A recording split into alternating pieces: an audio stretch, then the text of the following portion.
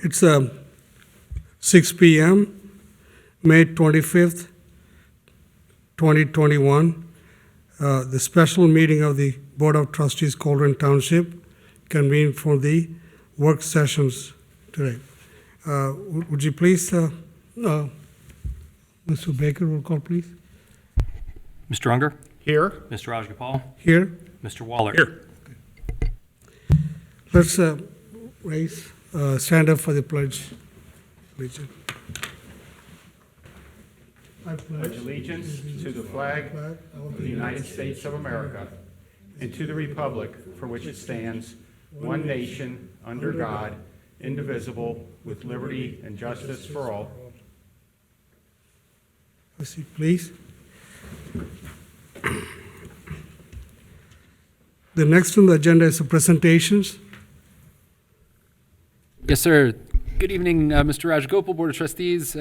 This special meeting tonight is a great opportunity for us to talk about, a great opportunity for the township. And I know that health insurance isn't always the most exciting thing to talk about, but when we get through this presentation, I think that you'll agree that there are some pretty spectacular opportunities that are available to us, and hoping to have some direction from you all as to how to move forward in the next couple of weeks. Hope to have some direction tonight for how we should move forward in the next couple of weeks. And with that, I'll turn it over to Assistant Administrator Weckbach. Thank you, Board. So tonight I'm actually going to have two of the individuals from our healthcare broker come up to talk and lead us through a presentation to discuss the different ways that health insurance can be funded for the township. So that is fully insured through self-insurance. I know that this can get technical at times, so please at any point interrupt, ask questions, seek clarification where you need to, because this is a big deal. It's something that we've had on our radar for a long time, and to see it kind of starting to get close to the finish line, we just want to make sure everybody's in alignment before we take that step. And so with that, I'm going to invite Abigail and Diane to come up and lead us through this presentation that they've prepared for us.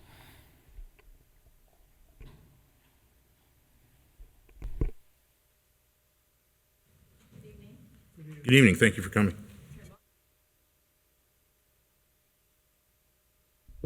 Oh, would help if the microphone was on. My name's Diane McCracken, and I've been with McGowan Braybender for about 9 years. And we are really excited, like Jeff said, to come and talk through what self-funding means for the township. And we did this presentation for the HR team, and we wanted to make sure that you were comfortable with it as we would move forward. And this is Abigail Buck. Hey. I've been with McGowan for about 4 years, 10 years of industry experience. So I'm really excited to be here. This is an honor to be here to present in front of you all, and hopefully you'll share in the excitement and the messaging that we have to share today. So we're calling this presentation Self-Funding 201 because we did 101 earlier. So our discussion is we're going to talk through a little bit of what self-funding is, some of the components for that. We're going to look at the numbers, kind of see where you've been in the past couple years, how we're going to move forward, what makes us arrive at the decision and the recommendation that we're going to present, and then what that transition strategy might look like if you decide to move forward with our recommendation. So your medical plan is currently fully insured with Anthem. So what that means is you pay a monthly premium to Anthem.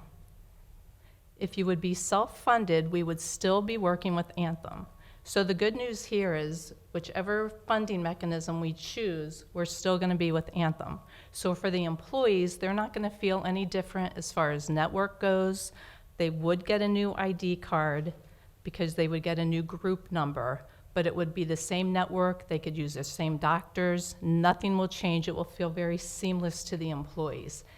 The funding really is only on the back end that the HR team will notice a difference.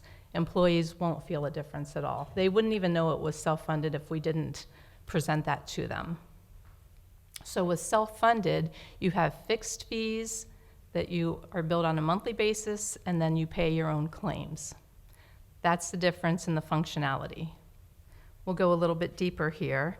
Just wanted to point out some advantages of being self-funded. So obviously, if you're paying your premium every month and you're paying out if you are paying your premium and Anthem is paying your claims and you don't have as many claims as what they had predicted, Anthem is keeping all that profit. You're not seeing any of that profit. They're not saying at the end of the year, well, we didn't spend all that premium, so we're going to give it back to you. So they keep all the profit. Another advantage to being self-funded is you could change your plan design at some point in the future. I would not recommend changing it if we go self-funded this year. And again, you would retain all the profits if your claims were not as high as Anthem might predict. I would say those are the highlights, the advantages to going self-funded. Oh, this is.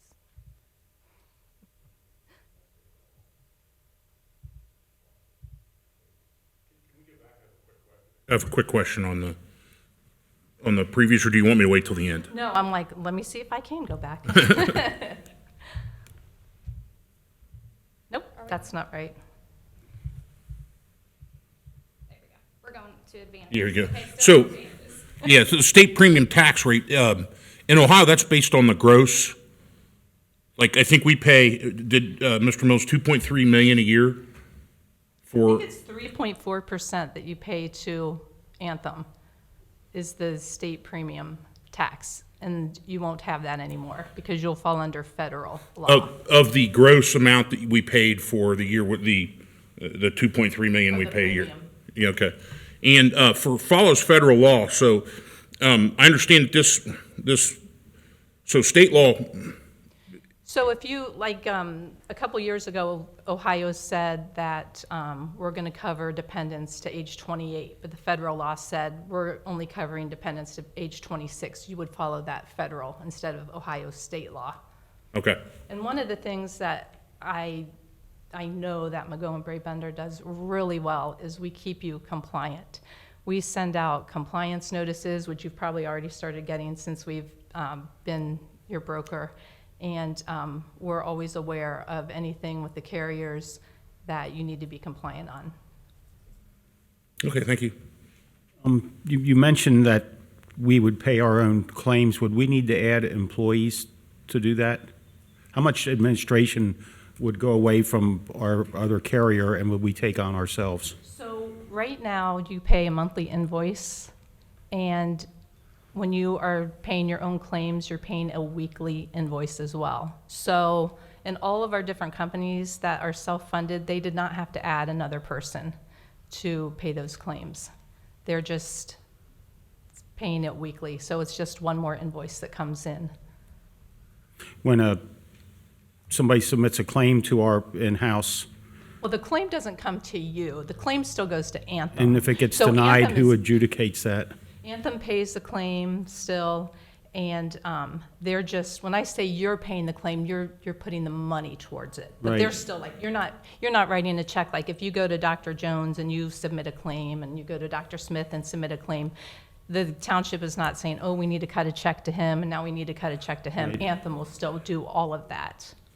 Right, so if I make a claim and it gets rejected, is our employee suing ourselves to get the claim paid? If you submit a claim and Anthem would deny it, in today's way that you are fully insured, the employee could go through an appeals process through Anthem, and Anthem has the final say. When you become self-funded, if Anthem denies a claim, you as the employer can say, we want to pay that claim. Okay. So you do have that kind of leverage being self-funded, that you could pay a claim for someone if you wanted to. But that would be the appellate level above Anthem then, would be to appeal to our, You have the option I to. gotta speak. Yeah, sorry, I started. You have the option to approve appeals, but Anthem will still, that's an important piece, is that Anthem will still manage the appeal process. okay. I got a question, ma'am. You just mentioned about when the Anthem denied the claim, then the appeal process failed, and then you mentioned about that township paying that, from which money the fund will be going, the township? Great question. So we would have to establish another fund for to pay claims out of, and we're going to talk about that a little bit later. How that works, the mechanics of that. Okay. Yeah. Do you have any other questions on this slide? And I love the questions, thank you. I don't know which. Let's see if I can move forward here.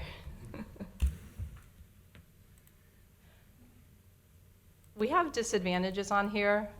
I wouldn't necessarily say disadvantages when I'm trying to say that self-funded is the way to move, but I do want you to just be aware of some of the issues that somebody might say, oh, well, that's a roadblock for us. So instead of paying a monthly premium where you know every month you're paying the same premium, your costs are going to fluctuate a little bit because you're paying the actual claims. And then obviously we don't know. We know what risk is on your plan right now. So what I mean by that is who is a high claimant right now, but we don't know if you hire somebody new, what medical conditions they might bring onto the plan. So there's always that to think about. Or somebody, is perfectly healthy right now who works for the township, and then unfortunately, 2 years down the road, they get cancer that, there's just nothing we can do about them getting cancer. We want everyone to be healthy, but cancer is something obviously we can't control. So that is something that worries people sometimes, that, well, we don't know what risk is going to come on the plan. And it says a disadvantaged claims are a major factor. Again, you're paying your claims, and like we talked about, the risk of somebody coming onto the plan. And additional administration, Dan, you had asked about that, but really, we have never, in all the groups that we've had anyone say, oh my goodness, I had to hire another staff person just to handle the medical plan because we're self-funded. Have you done this for an organization the size of us? I don't know how many people are on our Yes, we manage groups who are your size only, so 100 plus employees. Okay. I mean, if you ask me, everyone over 50 employees should be self-funded, but, yes, I have, most of my employers are self-funded, and they're your size. Okay. This really gets into the weeds, and I would prefer to just kind of go to the numbers so we can look at the bottom line on the numbers as to why it makes sense to move self-funded.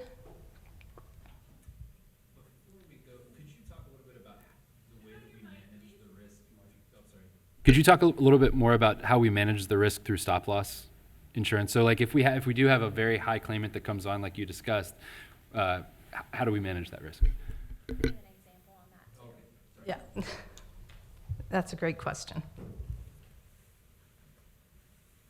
The individual slide. All right, let me go to this slide to answer your question. So this is a specific stop loss scenario. So your stop loss is $100,000. So you're going to be paying claims up to $100,000 for each individual employee, which sounds like a lot, but truly most people do not have claims that high. So if you have a family of 3 and you would have a member who has a $300,000 claim, the second family member would have a $150,000 claim, and the third member would have a $7,000 claim. You would be responsible, so down at the bottom where it says ER paid $207,000, you would have to pay $100,000 for the first family member, because you only pay, your stop loss is $100,000. So even though that claim was $300,000, you're only responsible for $100,000 of it. The second member, the claim is $150,000, so you would pay $100,000 of that, and then the third member is $7,000, so you would pay all of that. And then you would be reimbursed from the stop loss carrier, and Anthem is their own stop loss carrier, to $250,000, because you're getting 200,000 back on the first member, you're paying 100, your stop loss is paying 200. Your second member, you're paying 100, stop loss is paying 50. And the third member, they're not paying anything, and you're picking up the 7,000. Does And that, These reimbursements are immediate from Anthem. So while they're drafting from your account for the claims, you don't have to wait for the reimbursement for that $200,000 and $50,000 reimbursement. They'll only deduct up to the specific amount. So I notice there's an individual and aggregate stop loss, so it seems to me that a stop loss is kind of insurance on our insurance. Are there organizations that perhaps do the stop loss for the first year or two and then drop it? Or is it part of the normal package? Does it cost extra? all the groups have stop loss. Not all the groups have the aggregate stop loss. Okay. But for a group your size, we would definitely recommend having, I've never seen a group not have aggregate. Groups that don't have aggregate are like Kroger's and just thousands and thousands of employees. The aggregate really helps you sleep at night to know that if the worst case, if all the wheels fell off the bus and you had the most claims out of everybody, you're going to be capped at a certain amount.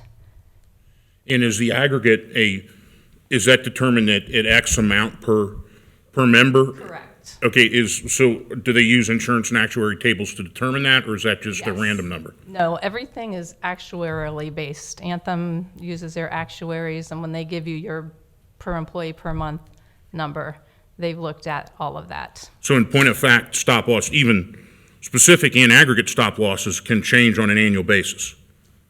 Yes. And they probably Yes. will if our Yes. workforce stays the same and increases in age. It's likely it'll go up, not down.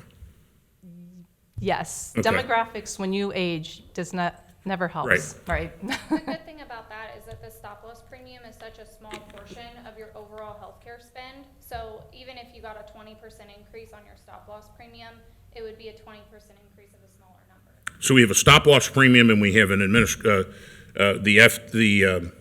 TPA, the third party administration cost.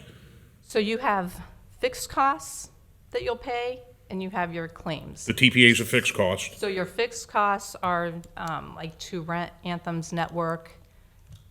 We'll go to that slide. I'm sorry if I'm jumping ahead. No, we're jumping around, which is good. It's keeping us on our toes. So your fixed fees consist of administrative costs, so that is a cost per month to rent the network, for them to pay your claims, and then, of course, to keep their lights on. There's a little bit of that in there, right, anytime.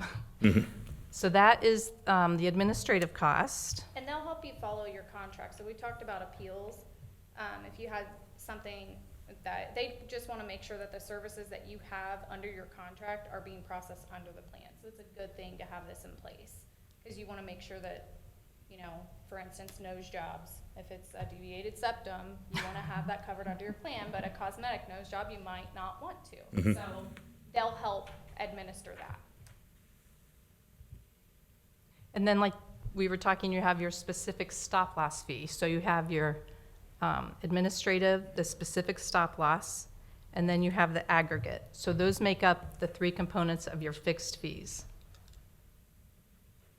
And this, as we talked about, your specific stop loss is up to $100,000 per employee. And then the aggregate stop loss is determined based upon the variables of the organization. Right, it's 25, the aggregate is 25% over your stop loss. Your expected claims. There's a corridor. Oh, okay. They will.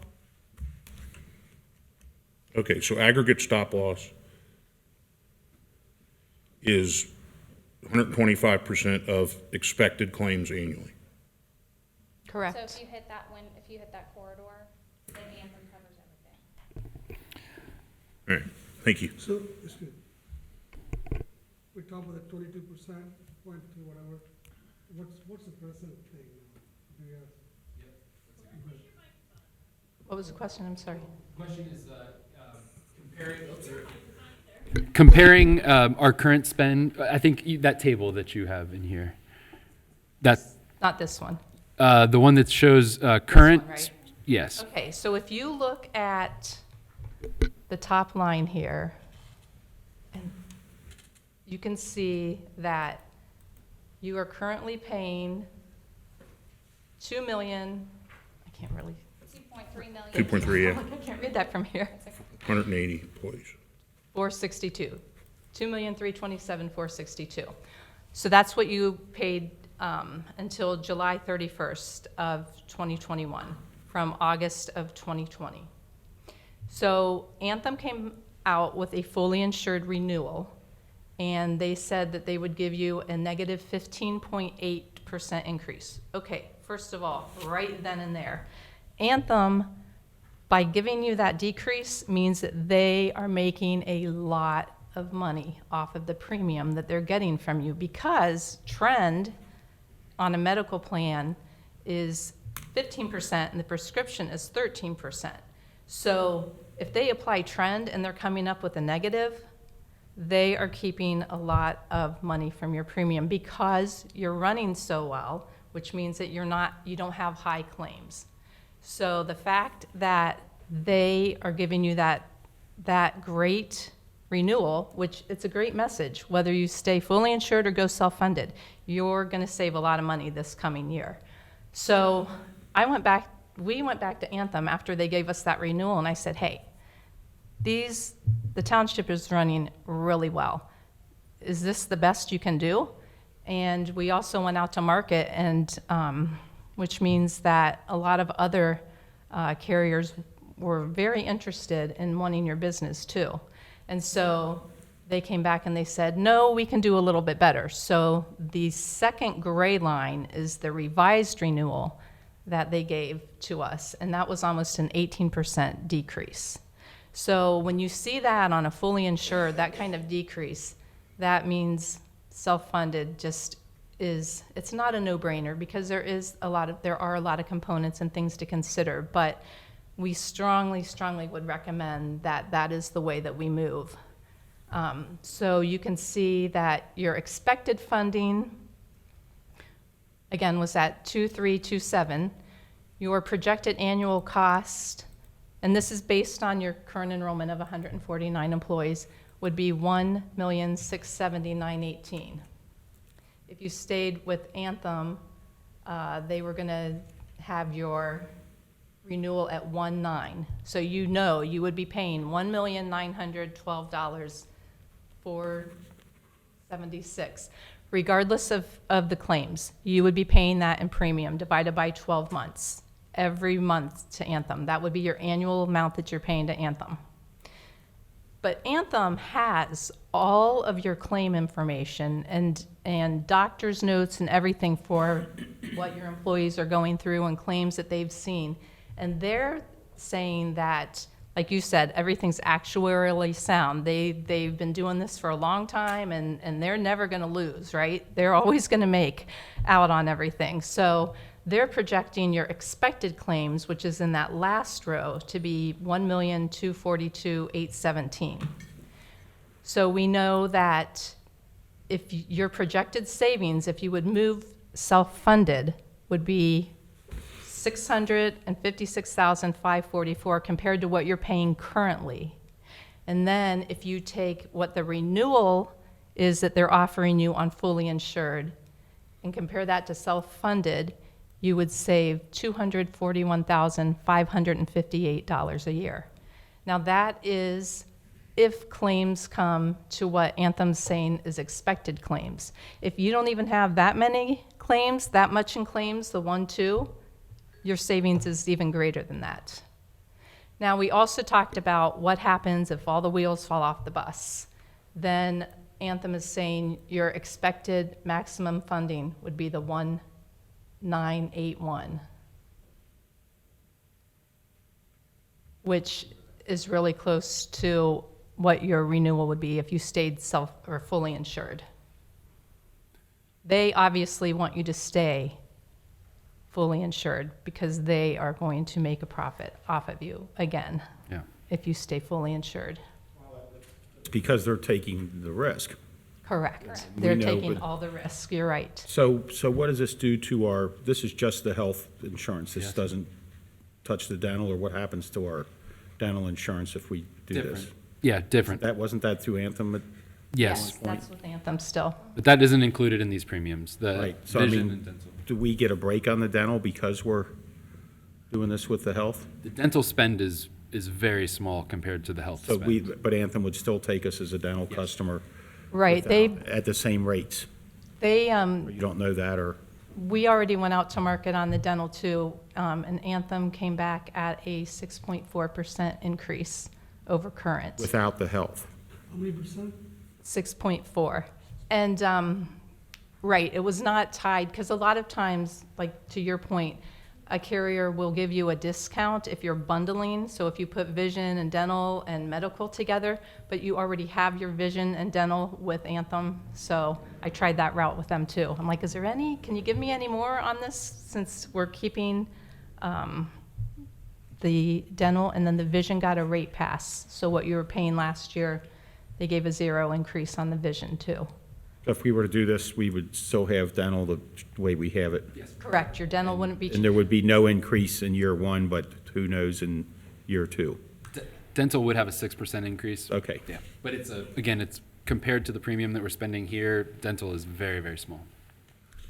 Well, that's fine, we'll get the detail on that. The 6% for the dental is regardless of if you go fully insured, stay fully insured with Anthem, or if you move to the self-funded model. Okay. So, Mr. Mills, this is probably for you. This insurance trust fund, who controls that fund? Does the township? Yes, and so we would have to, and we'll talk about this in a minute, like how do we set this up, and how do we move forward, and how do we mitigate our risk? Because here's the thing, is that, let's talk about next steps, how we would set up. I had two others that Okay. were kind of, and at the end of the year, what happens to that trust fund? Does it go into the general fund? Do you zero it out, or when do you zero it out? Do you carry it over to the next year?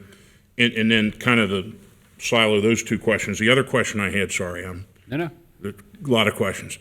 I'm a little bit skeptical that Anthem, I don't know that Anthem knew the numbers that were going to come out here, because it's the renewal price is about what our maximum right, loss is, and I wonder if those things may change next year, because looking at it from an Anthem's point of view, why in the world did those numbers come so close? Because it's virtually assuring that we're going to say, well, we might as well do the self-funded, because we can save $500,000 or $600,000. We're not going to save it over here on renewal. I guess and I don't know enough about it, but I guess I'm skeptical as why those numbers are so close. Is that something that you see a lot? they make the numbers close because they want you to say, those numbers are really close. Why would I go self-funded and take on risk when I can stay fully insured and be about the same place? But at the stop loss, I'm not taking risk because it's at the 1.9 million. It's the stop loss is equal to the actual annual. Correct. I don't- And, right, because your stop loss is your protection. Right. Exactly. Exactly. And to give you guys just, Mr. Weckbach would be the best person to answer those other two questions, but I just want to give a little bit of perspective. We have looked every budget year, and every insurance cycle, we go out to market and we just cross our fingers because we saw 16% increases, 7% increase, huge increases year over year. We were projecting out a time when our health insurance was going to cost more than salaries, and that's insane, right? I mean, just based on these renewals.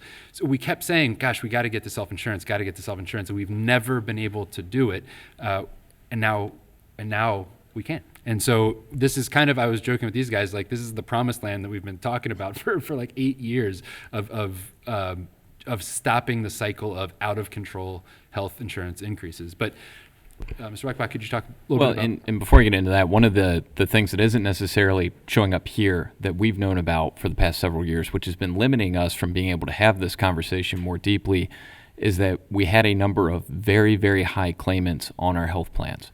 And because of that, various carriers were going to laser off, meaning that they were not going to provide that individual stop loss insurance on those individuals. And so we would be taking on all of their risk. So knowing that somebody is $1 million claimant and you're not going to have stop loss coverage there, I mean, that just makes the calculus all out of whack. But now, because of some things that have happened over the past several years, those what used to be 5 or 6 high claimants are now down to 1 or even 0. And because of that, we're finally at a point where we can get that stop loss insurance across the board.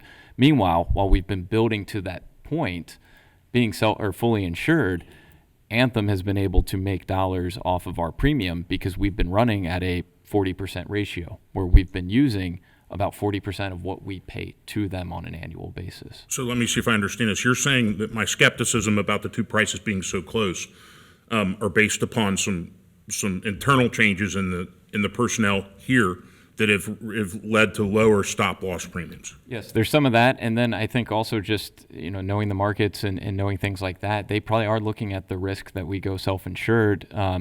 If we're fully insured, let's play this out, and we have a year like where we have a bunch of those claimants, we may not pay it in that year, but I can guarantee Anthem's going to come back with large rate increases the next year. So it's not like they've been in business. They know how to make money off these things. And for a while, what we were actually doing to try to mitigate that was we were changing carriers constantly. And it was not something great for our employees, but that was what we were kind of forced to do to try to keep rates low. And so that's that side. But then to answer some of your other questions about sort of a fund and how it would work, we've started having those internal conversations.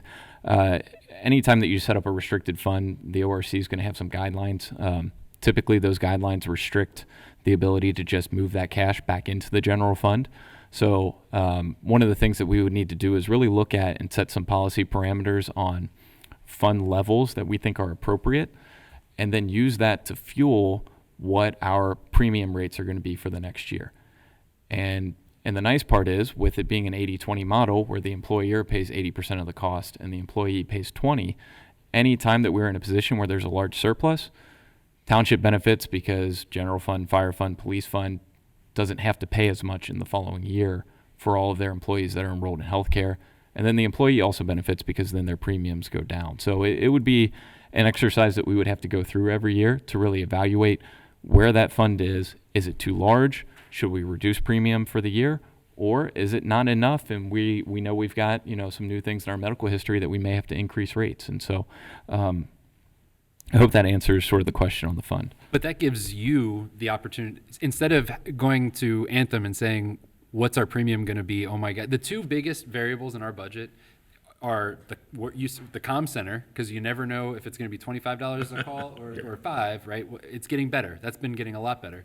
And health insurance. You don't know if it's going to be a 20% increase or a 5% increase or a 15% decrease. This self-insurance gives you guys the opportunity to look at that fund balance, determine the risk, and set premiums yourselves, as opposed to having it dictated to you from Anthem.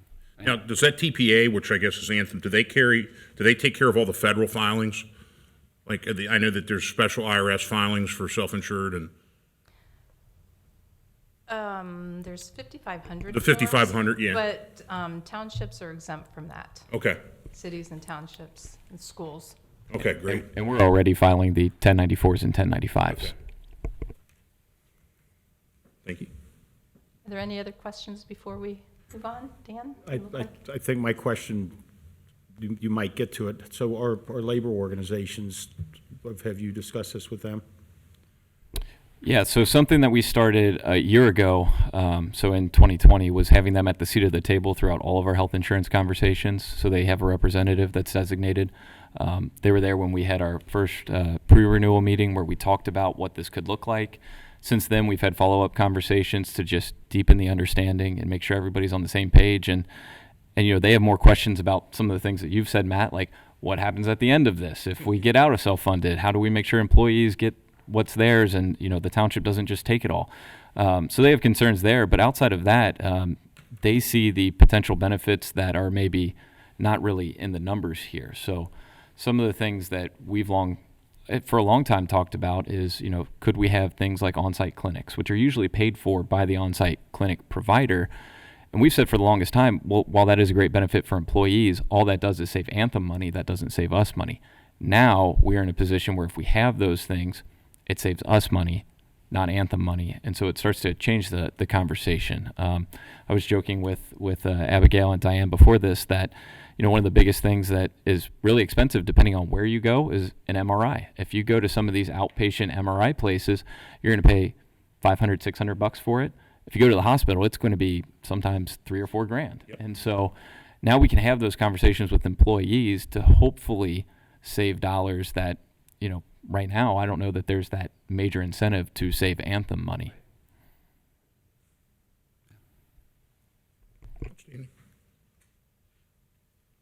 I'm going to share a slide that I really like, if I can find it without going. Okay, this slide. So it's a little bit hard to see the numbers, but what we do is we do a funding analysis. So we look at if you're fully insured versus if you are self-funded. And if you look in column A, the monthly premium, you can see the first line is January. They did it a calendar year because you pay your premium on a calendar year, I believe. We do. Policy year. Anyway, for the first year, your monthly premium was $2.6 million. You paid Anthem paid medical claims of 1.5 and drug claims of 487. So that was a little over $1 million. And then they this analysis takes the total fixed costs that we would estimate if you were self-funded, because there's fixed costs in here like we talked about. And you can see that column J is what your costs, your estimated self-funded costs, savings would be. So you see all in column A what was paid to Anthem and premium, and the first two lines are year, and then it goes month by month in the next couple lines. The monthly premium, you can see what Anthem paid in claims for your medical and for your drug. And then again, we estimated, since you're fully insured, what it would look like if you had to pay fixed costs for the self-funded. And that whole line J, column J, is in green because every single year and month you would have saved money by being self-funded. You paid, the bottom line in column A is $7,808,000, etc. And you could have saved, I can't read that, $3.8 million by being self-funded. Now, keep in mind, it's not like the township hasn't been doing their job, right? And when I point this out, I'm not being like, oh my gosh, you lost all that money over the years, because you have to be comfortable with moving self-funded, and you have a good team in place who have been together now for, you know, several years, and the high claimants have come off the plan. So when you go self-funded, it's a long-term strategy. You want to stay self-funded so you've got control over your plan. And we feel like this is a really good time to move forward.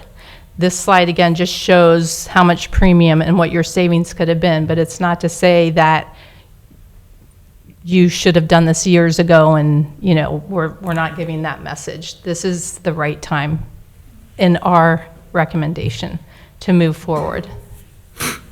But you all have to be comfortable with that. And one of the things that came up in our conversation was, you know, over the course of a decade, most plans are going to have 2 bad years. Correct. Right? And so there's going to be 2 years that are expensive, and more expensive than you expect. But over a decade, you got 8 that are going to save you money, and so that washes out. So the scary thing is, like, are we jumping in on one of those 2 years or not, and getting that geared up? I want you to know, though, that, you know, we've talked about, because you've got to fill that fund with something that we're paying this stuff out of, and we're developing a plan right now to fill that fund and get it started, and then have conversations with the Board of Trustees as to policy parameters, like Mr. Weckbach said. Do we want to have 1 year in reserve? You know, is that the right number? I don't know. More or less, you know, who knows? And then how do we get there? And those are conversations that and that we'll continue to have in the future if you guys give us the green light here tonight to pursue this. But, you know, what does it mean to the fire fund, or the police fund for that matter, if they could have saved, you know, $1 million over the last 3 years just in insurance that we're just wasting? You know, I mean, I don't know. So it means a lot, I think. Is That how you have the healthcare cost assigned, is the police are that much and the fire's that much and the Yes, so. other departments are that much? Salary for police officers and benefits come out of the police fund. And so, this is this is an aggregate number, this total spend here of But if one of them got sideways and ran up a lot more cost, would they tap into the savings from, if the police got sideways, would they be tapping into the savings from the fire who didn't? So, that so the make way sense? that it'll work, I think what you're saying, the answer is yes, It's because, just internal accounting, but right, because the way that it's going to be set up is the sort of 80-20 rate. So if employee A is family plan, that, let's say for just illustrative purposes, that costs $1,000, the fire fund would be on the hook for 800 of that, and the employee would be on the hook for 200. And same thing for police. So if everybody in the police department is having all these issues and that's driving up cost, it's all kind of being pooled into that self-insurance fund, and it's all being paid out the same. And so it's not going to go back and do cost calculations, say, hey, police department, you should have paid Yeah. $4,000 per employee as opposed to $8,000 because all your employees are getting sick all the time. And Jeff, correct me if I'm wrong here, but probably the way this will work in the future is the police fund would transfer to the insurance fund. And then the cost for paying claims and fixed costs would come out of the insurance fund. Yes. As opposed to now, the police fund pays Anthem. Yes. Right? The police fund would now pay the insurance fund would pay the claims and the fixed costs. So So one of the things we glossed over very, very quickly, but, I'm kind of, details on this. Number one is the tax savings on the, Yeah. and I don't know, you said it was, I thought it was closer to 1.5 or 1.8, but it might be 2.3%. Whatever that is, that's a significant amount. But we do pay that premium up front, like January 1st. I remember signing a check now twice because it's a really big check. You take the opportunity cost of the lost interest, depending on what type of investment vehicle you have, on something that's $2.3 million. And you're going to pick up a little bit more than some spare change along the way during the course of the year, too.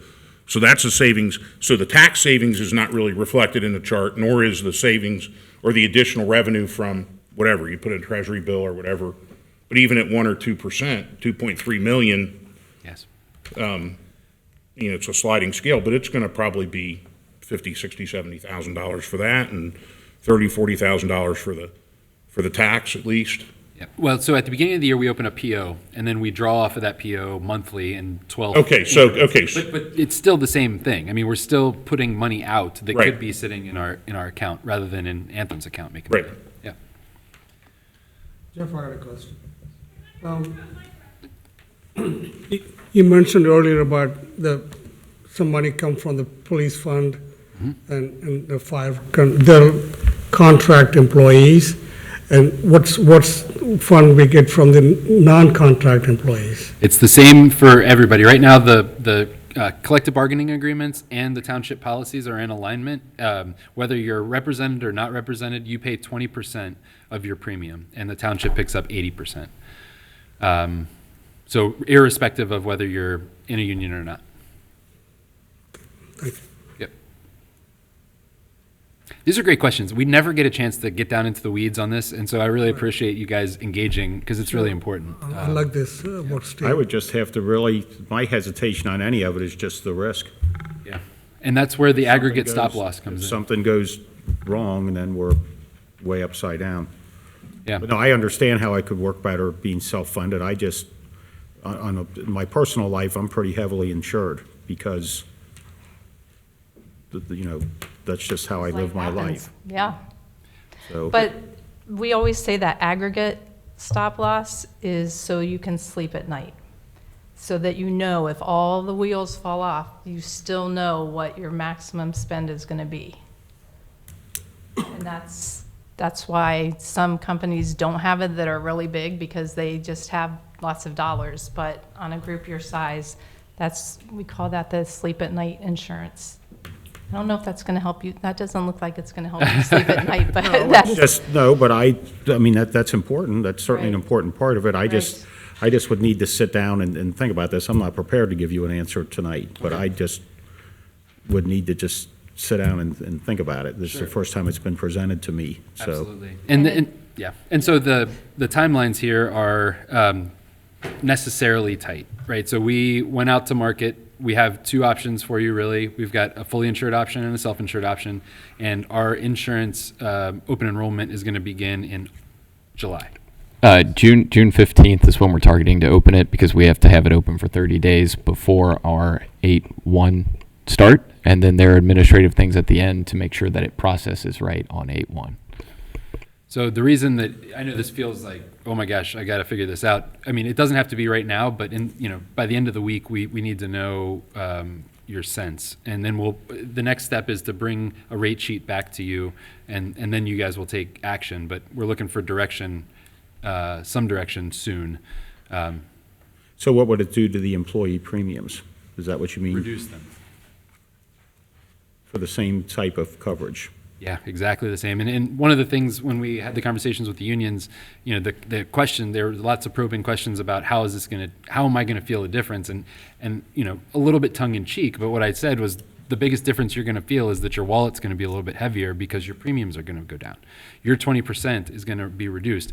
And for every dollar that the employee's premium gets reduced, ours gets reduced by 4. So we're going to have lots more money available in the general fund, in the fire fund, and the police fund to deploy to projects that you want to get done. Is that roads? Is that whatever? This is money that you can stop giving to Anthem and start investing in our community. So- Jack, you mentioned. Go ahead. Go ahead. I'll just say that my view is to continue to pursue it, and I applaud both you guys for being a disruption in this, because honestly, your self-interest is fulfilled by just going along as we've been going along. If you want to look at like survivability as in a job and career and stuff, I mean, to me, that's the fact that you've taken a risk to disrupt this, to bring this up as an alternative is fantastic, and I appreciate it. And I say push on. So and I'll let you guys talk. Sorry. So you mentioned about wait a minute. The health insurance is going to decrease, but we see that increase in the dental and vision.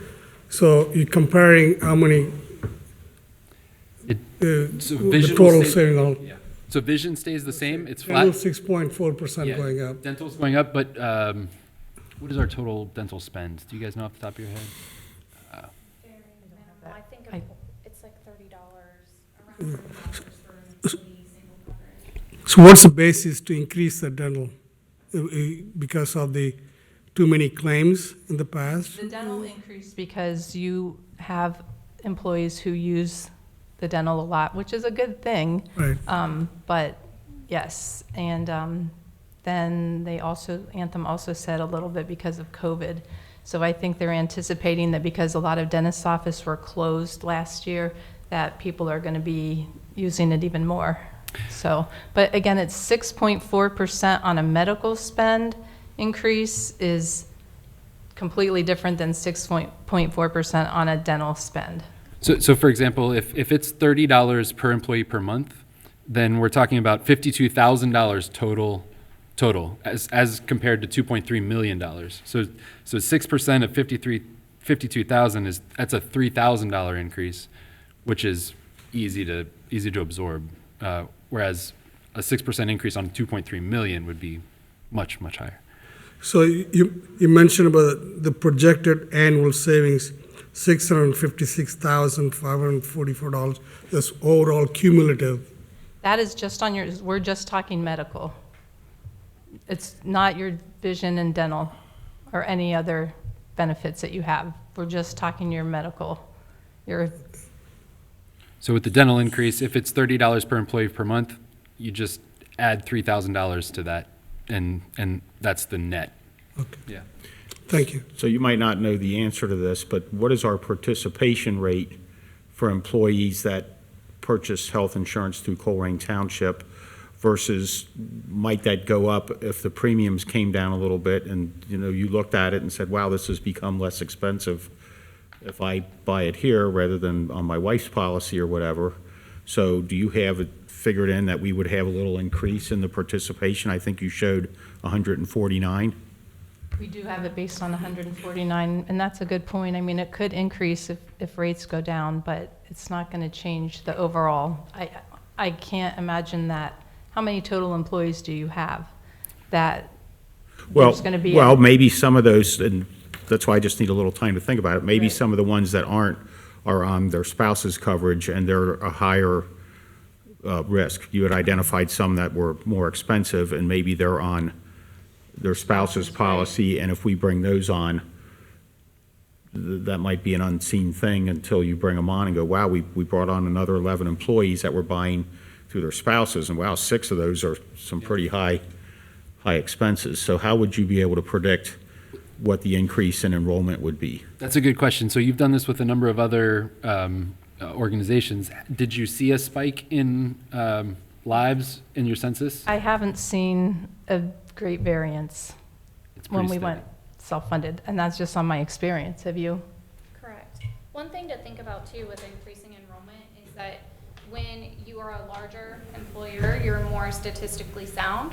So I know you've got a skeptical mind, and that's great because you want to make sure you're weighing the risk, but it can also be a pro. It could be a double-edged sword. You don't know the risk that's coming onto your plan, but if you're growing your population and you maintain that enrollment, you become more statistically sound over the years and therefore more predictable. Yeah, because that could bring you said 2 bad years out of 10, that could make it year 1 if you brought on more. I just need to see the rate sheet and study this a little closer.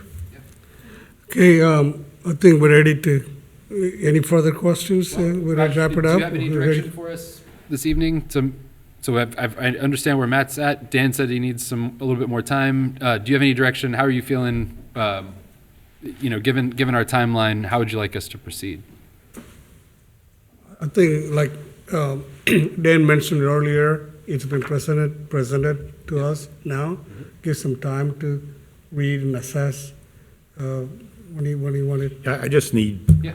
a day or 2 Oh, yeah. or 3 to digest I all this. completely understand. You've It's a been lot. working on it for a while, and this is It's a lot. just now coming to us, so- I understand. which is by design because we can't That's right. do it outside of a meeting, so. That's right. Yep. Very good. Well, thank you so much. Thank I you. really appreciate this. This is, like I said, we've been dreaming about this for a long time, and I'm glad. Thank you so much for your help. I mean, I don't know if it's a coincidence or not, but the first year that we bring on McGowan Brabender, we're able to get there. And that's not saying anything about USI. I think that they provided great service, but thank you very much for exploring. Thank you. If you have any other questions, and ask them through Jeff, and they can come to us to help you. Sure, yeah, I just need a little bit of Yep. time to think about it. I get it. It's a lot of information. Well, it's a lot of information, but it's one of the larger decisions that would be brought to us, and I wouldn't tend to make a decision Yeah.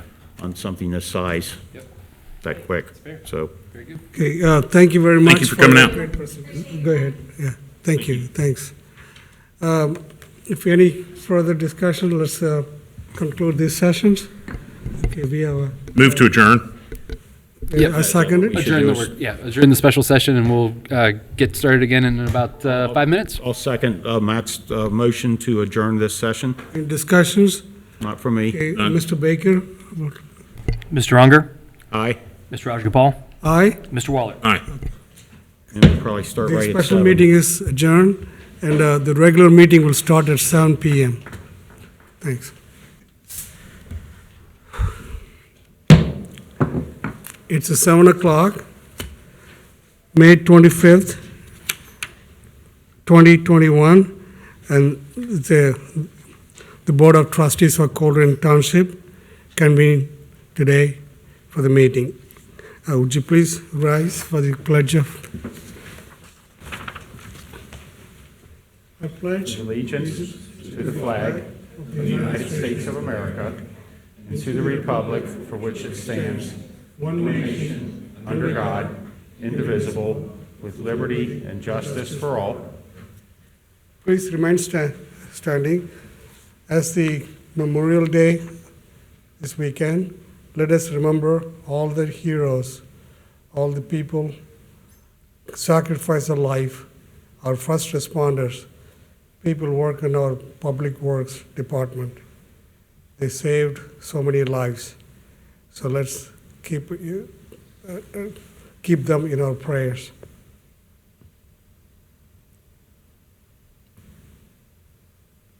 Thank you very much. Be seated, please.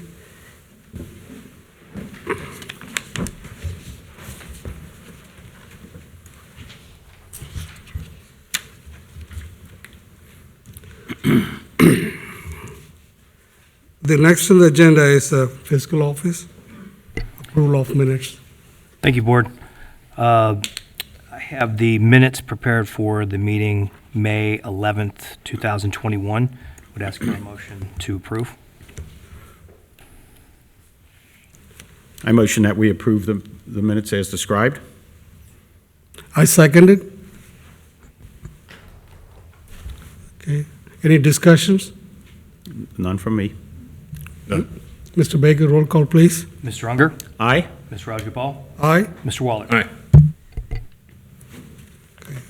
Thank you. The next on the agenda is the presentations. Mr. Mills. Yes, sir. Good evening, Mr. Rajagopal and Board of Trustees. We have a number of really exciting presentations tonight. The first is a letter of congratulations to Patrick Slonick for earning the Eagle Scout rank. And I believe there is a letter for your consideration. Which I will go ahead and read. If only I would have asked him if Tell that's who the you correct pronunciation of his last name is Slonick. Is that correct? Dane, you also. Right. Tell, May 25th, 2021, Eagle Scout Patrick Slonick, Troop 644, Dan Beard Council. Dear Eagle Scout Slonick, the Colerain Township Board of Trustees is honored to congratulate you for achieving the rank of Eagle Scout in the Boy Scouts of America. We understand that you manage the building of a gazebo-type seating area for meditation in the cemetery at St. Paul United Church of Christ. We thank you for the commitment and leadership that you have demonstrated to achieve this rank. We are proud to have you as a member of our community. Your accomplishment proves that you possess the values and integrity to be a future leader and that you will be successful in the path you choose. Best wishes, the Colerain Township Board of Trustees. And I would motion that we would approve this letter. I'll second that. any discussions? Congratulations, Patrick. My son's an Eagle Scout, and hopefully you didn't put your parents through too much grief the last 2 years of getting over the hump and getting to the edge. I know a lot of boys push it right up till their 18th birthday, and if you have some family members here that dealt with all that, would that be correct, Mom?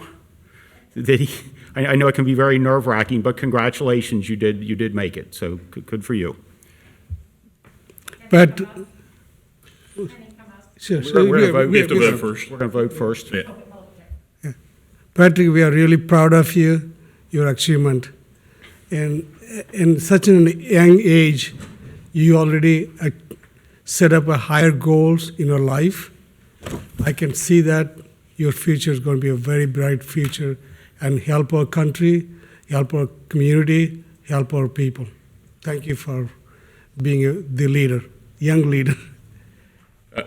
I'll echo those congratulations, and I think you should probably get a second award for finding lumber during this time period, because that's not real easy. So maybe another award for that. And just your next step, if you haven't already done so, please register to vote.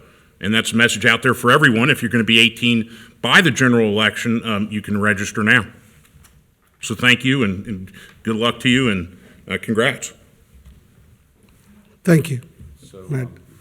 Okay, Mr. Baker. Mr. Baker, roll call, please. Mr. Unger? Aye. Mr. Rajagopal? Aye. Mr. Waller? Aye. You want to take a picture with them? Go ahead.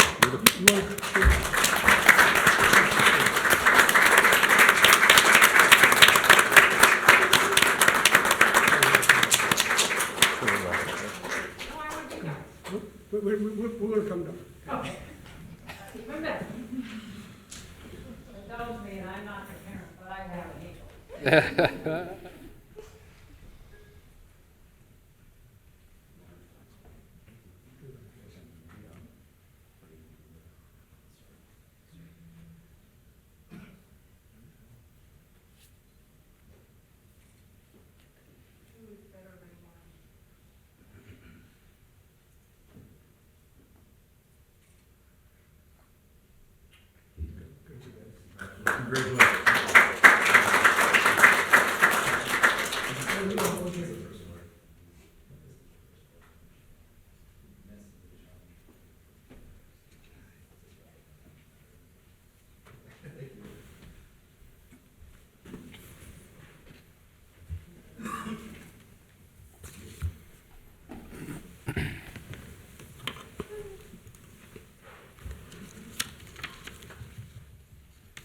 Go ahead. Thank you, Mr. Rajagopal. The next presentation will be a presentation by Chief Walls, and he will recognize the 2020 EMS Providers of the Year.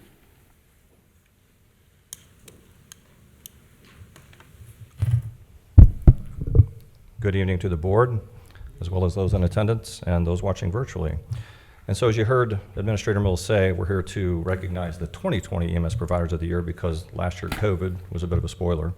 So last month we had the 2020 Firefighters of the Year. This month we're going to recognize our 2020 EMS Providers of the Year. And so just to give a background real quick, every year then, and for the 46 years, Emergency Medical Services Week is usually the second week of May. In 1974, President Gerald Ford authorized EMS Week to celebrate EMS practitioners and the work that they do in our nation's communities. EMS Week gives the organization and those who would like to credit them a chance to recognize their hard work in medical and traumatic situations, some of which, quite frankly, are unimaginable in their scope and nature. Regardless of the nature, though, our paramedics and emergency medical technicians work quickly and efficiently to save lives and bring help and hope to those who are ill or injured and may feel hopeless or helpless. Each year then during EMS Week, the Department of Fire and EMS recognizes employees as the EMS Providers of the Year. These employees consistently display initiative, creative thinking, action orientation, and a desire to positively impact emergency medical services delivery during the year. Just to give a little insight on our day in and day out activity, January and February, we sent out 1,051 surveys in regards to the care that we provide here in Colerain Township. 186 of those were returned. 2.2% of the people said we did a good job, but 97.8% said that we did a very good job.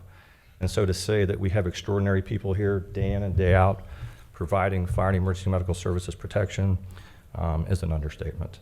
And so without any further ado, I would like to have firefighter paramedic Alex Pauley, firefighter paramedic Ed Shannon, and firefighter paramedic Austin Walter come up and join me for a moment.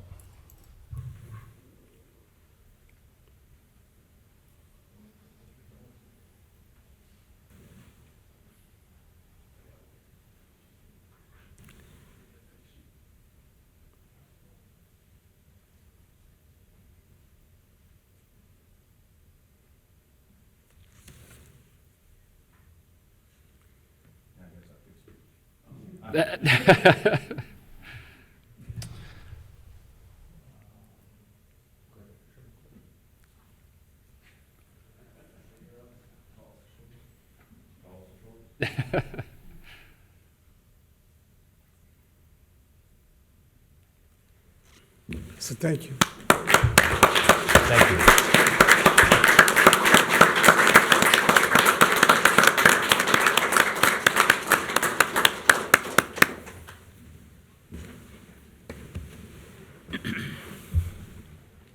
It's really nice to have some people in the room, isn't it? Thank you. Thank you, Chief. Okay, the next presentation we have is a recognition of the first ever class of the Colerain Township Academy. So this was an experiment that the township did this year as a part of our strategic plan. It was a multi-week, how many sessions do we have? 8? 8 weeks of each week, residents could sign up and learn about how the township works. Each department head presented what the fire department does, what the police department does, what the finance department does, et cetera. And very similar in concept to our Citizens Police Academy, Citizens Fire Academy, only it just sort of broadens the scope a little bit. And we wanted to recognize those that participated in the Township Academy with a certificate this evening and thank them for their interest and how much they care about the township. Mr. Rajagopal? Thank you, Jeff. It's a great program that we started that, and also the candidates joined this academy, graduated. They have in-depth passion and care and want to support the community, want to know about the government. That shows their involvement. So I got certificates here. No, it's okay.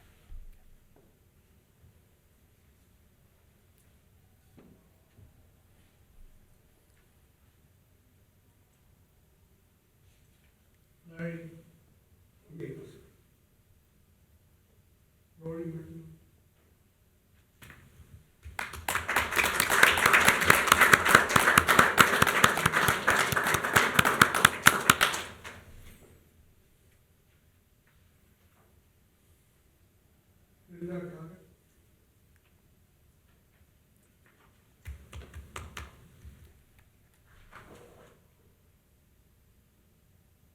Marlon Vanderman.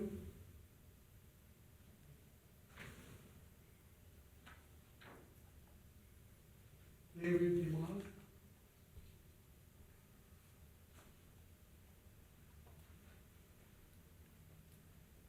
Florina Dimon.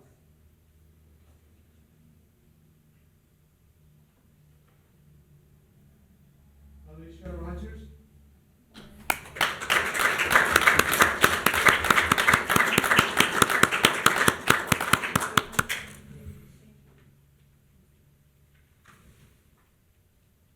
Ron Smith.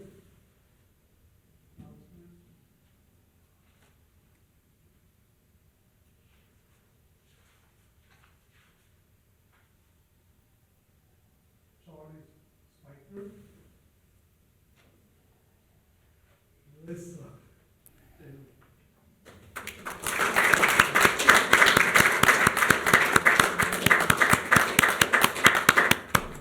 Thank you.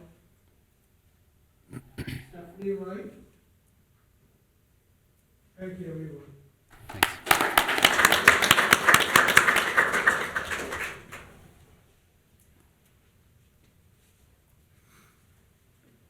Do we need a motion to adopt the recognition of the, I don't think so. okay. Yeah.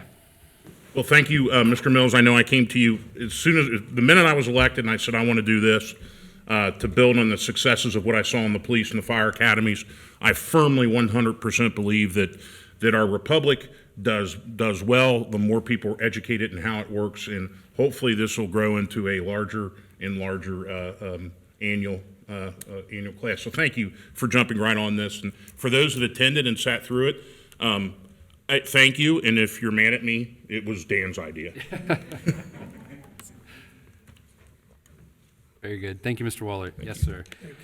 Okay, the next item on the agenda is a presentation by Dennis Mayer of retail strategies about the state of retail. I think that we can all see in our lives that retail is changing, and I think that we all know that Colerain Township is heavily invested in retail. Our land use our commercial land use in particular is perhaps over proportionately retail rather than office uses or industrial uses. So I asked Mr. Mayor to come and speak about what he's seeing as a professional that focuses only on retail, and what are some strategies that that other communities or that we could take a look at. Mr. Mayor? Perfect, thank you. Everybody hear me okay? I just want to thank you. Oh, I got it. There we go. Thank you. I appreciate you guys allowing me the time to present to you today. Jeff gave me a very short window on how much I could present, so it's going to go fairly quickly. I'll be able to share this information with you guys as well. I'll email it to Jeff when we're completed. As you know, retail is changing, as Jeff said, and you guys are seeing it a little bit with the mall that you have here with some of these big boxes that are leaving, and that's really across the country. Malls are changing, and it's a matter of finding property owners, things like that are willing to work with you or that aren't absent, as well to help, I guess, revision the way the malls are working today. A lot of people are turning them inside out, so there's entrances to every storefront, mixed use to where they're doing some offices, some retail, Some are really turning it to keeping some of the stores, demolishing part of the malls, making it a life center, or some retail office and living in those spaces as well. So I know that's a concern for many people out there, but that is a concern nationwide. Malls are also either going to more of the discount type stores, or they're going to that high-end type retail as well. So that middle of the road seems to be diminishing, but a lot of that is due to the lack of people adapting to change. So we'll kind of jump through here. I imagine thank you, Jeff. So we're going to look at a few things, really the big picture, and then the American Rescue Plan, and then the retail restaurant changes, and that should be convenience. Not sure. Sorry about that. But what it looks like, and the quote hits it dead on. It's not the strongest of the species that survive, nor the most intelligent survives. It's the most adaptable to change. And that is what we're dealing with that online presence every single day, going back to the mall. Before we had that online presence, we'd be able to go into there. We could shop around. If we knew we needed, let's just say, an outfit to go out on your date night, you could go to the mall, and you're going to have to do your shopping there, figure out what you're going to get, and then leave.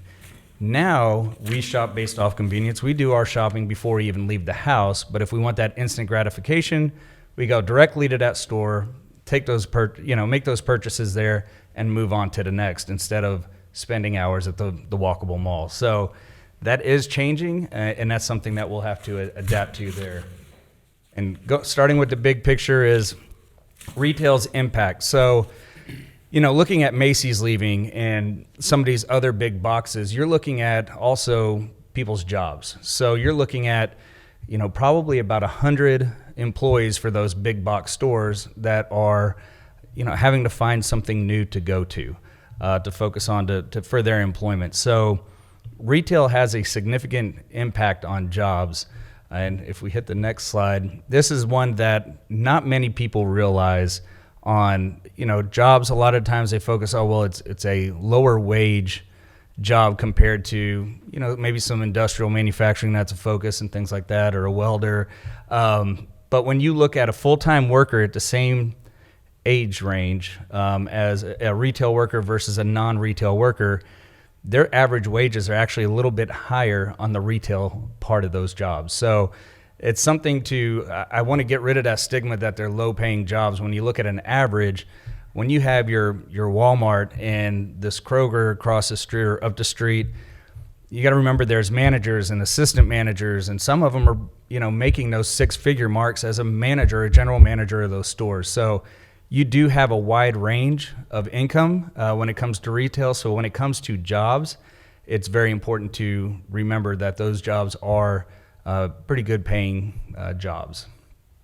Looking at different retailers out there and what that means as far as jobs go. And then I know you don't have a sales tax coming back to your community, so that may not be as relevant on the far right-hand side, but it's also something to think about what would be going to the state or going to the county. But the first box you're looking at what the average sales are for those type of retail concepts, how many jobs that they create, right? So I want to paint that picture of what you're looking at when it comes to providing jobs to your community.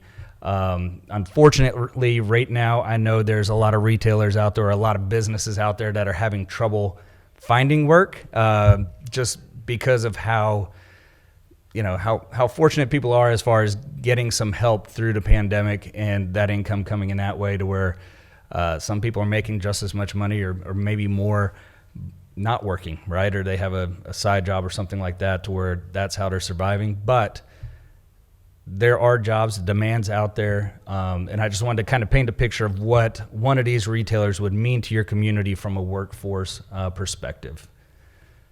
And we'll hit that again. Thank you. And then again, I just wanted to share some sales per unit. Again, I know sales tax isn't the biggest coming back directly here to the township, but you can kind of see what those dollars look like and how many dollars you could keep in the community just off of some of these smaller fast food concepts. I know you have a handful of them already, but that's just to kind of give you an idea of what those average sales are in the millions there. Now, the impact, there's 1.9 million retail jobs in Ohio. That's a significant number of jobs. Looking at that, you're almost 140,000 retail establishments. Is that right? Yes. 1.2 million in direct retail employment. So we're also looking at, how does this affect the manufacturing industrial as well? People have to build these products, make these products, transport these products, right? So if they're not selling, they don't have jobs either. So it's kind of a trickle-down effect to think about as well. And then you could see the GDP impact on what retail has in the state of Ohio. Those are significant numbers. Looking here, you can see on the top of that list is going to be, employment-wise, is going to be retail trades. So that is the number one employment category in the state of Ohio. Looking at consumer confidence, as we know, the consumer confidence took a dive during COVID. I just wanted to share the last couple months. So March, you could see consumer confidence was about 96.1. So, we've seen some increase, but then it's increased another 2.2% just in the last 30 days. So that consumer confidence in retail is coming back. So people willing to purchase, get out there, dine and shop and things like that are coming around. And now looking at the changes in 2021, and this is really probably what you're going to find interesting, and we'll go ahead, Jeff, here. So the COVID resistant, and you probably already knew this for the most part, but grocery was knocking it out of the park, right? I'm sure Kroger had cars stacked all the time. Their pickup was stacked during the COVID days that we're still experiencing today, but not as bad. But general merchandise, home improvement was through the roof. And then, believe it or not, people are still taking care of their pets. That's still one of their number one priorities. And I was surprised when we first saw this months ago, but pet supplies actually did really, really well. The struggling categories was restaurants. As we know, many of them closed down. Your fine dining, and I'll touch on that in a minute, it was probably the ones that were impacted the most in the sit-down dining. But clothing and accessories, and again, the mall was probably feeling some of this impact. People weren't able to go into those stores and shop around like they did before. Small businesses, at the same time, didn't have an online presence. They might have had a website or the Facebook page talking about their store, their products, but they didn't have a way for people to purchase their goods and services online. So those are some things that we help with a small business program that we have. So that's a big factor that retailers are going to have to, and already started adapting to, is to make sure that they had that available. Looking at sites that you guys have that may be vacant or underutilized, if there's a way to turn more into a drive-through or something like that as well, that might be something to consider. That dedicated pickup parking, which I'm sure many already did, but anything that you can convert to a drive-through, I think most retailers from a fast casual or fast food are going to demand drive-throughs moving forward. And then home furnishings, it was a struggle as well. And a lot of those, again, is the big box that you go in and shop around. I think everybody was, home and looking at, okay, I got to remodel, since I'm going to be spending more time here. Now I have a feeling that home furnishings, once we come out of this pandemic, is actually going to go up pretty significant, just due to the fact of the amount of remodels and things like that families have done to their homes. Now they're going to want to furnish them, right? So the decorating aspect of it. And then here we look at the consumer confidence again. As you can see, it is back slowly rising. I don't know if you remember this, back in November, December, there was kind of another dip of worry of where they felt like we're having another outbreak of COVID. So things dipped down a little bit, but you could see where we were in March of 20, and then it just took a dive, right? That was kind of as expected. But I wanted to share this information with you, showing that consumer confidence is on the rise, and we're trying to get back to where we were. So retail is still in demand. It's not going anywhere. It's simply changing. And we'll go to the next one here, Jeff. And retail sales are up. I know that's surprising, but the reason it's up is online sales is up as well.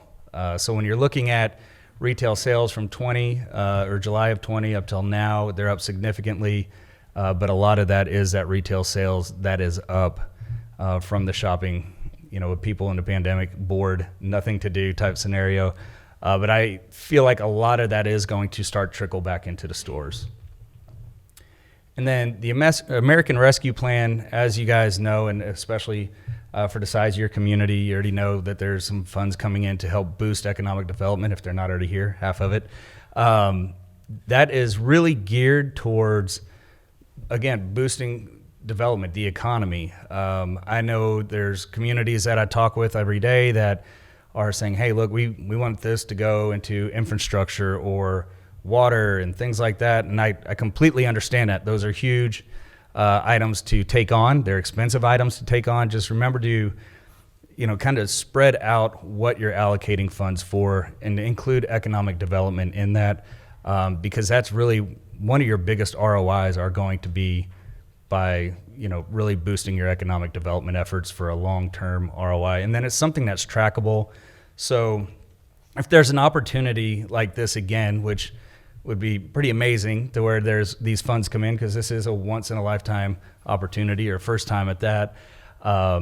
We want to be able to show the government that, hey, we use these dollars in a sense that was right for our community or our nation on boosting these economic developments and really being towards recovery.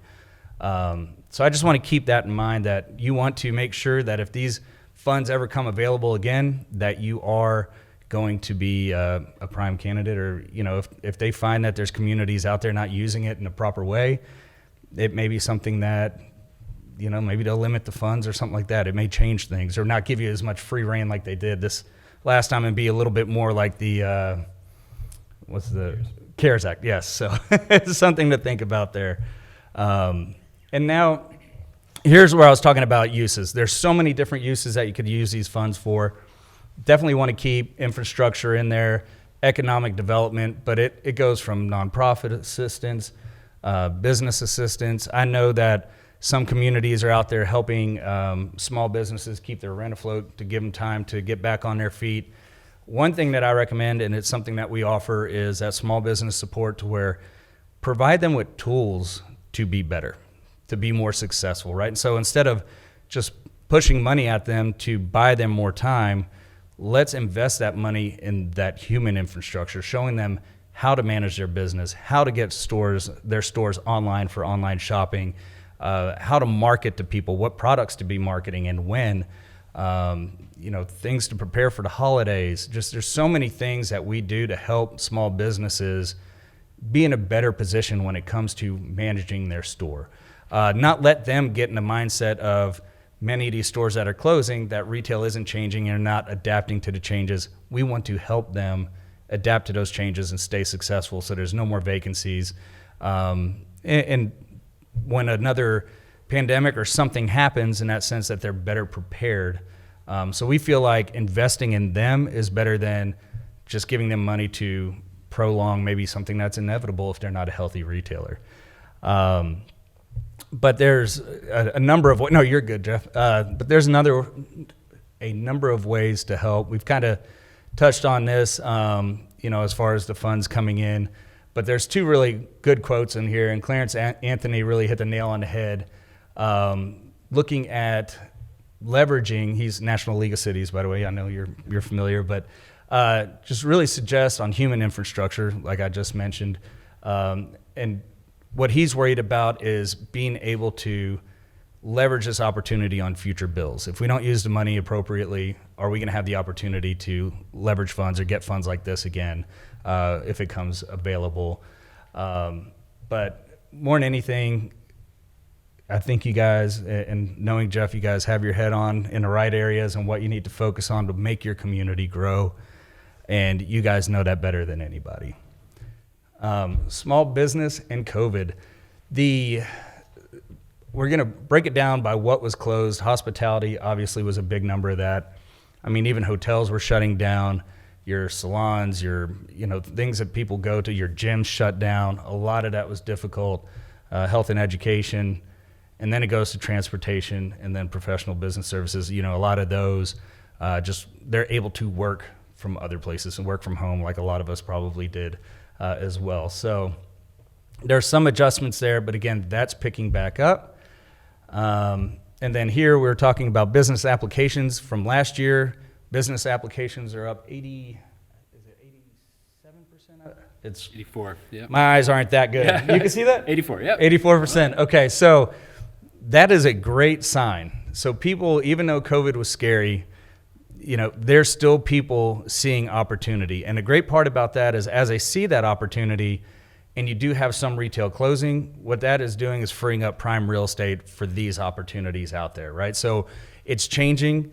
It's kind of getting, the old is moving on, and then you have new opportunities coming into your communities to have a higher and better use of that available real estate that you have.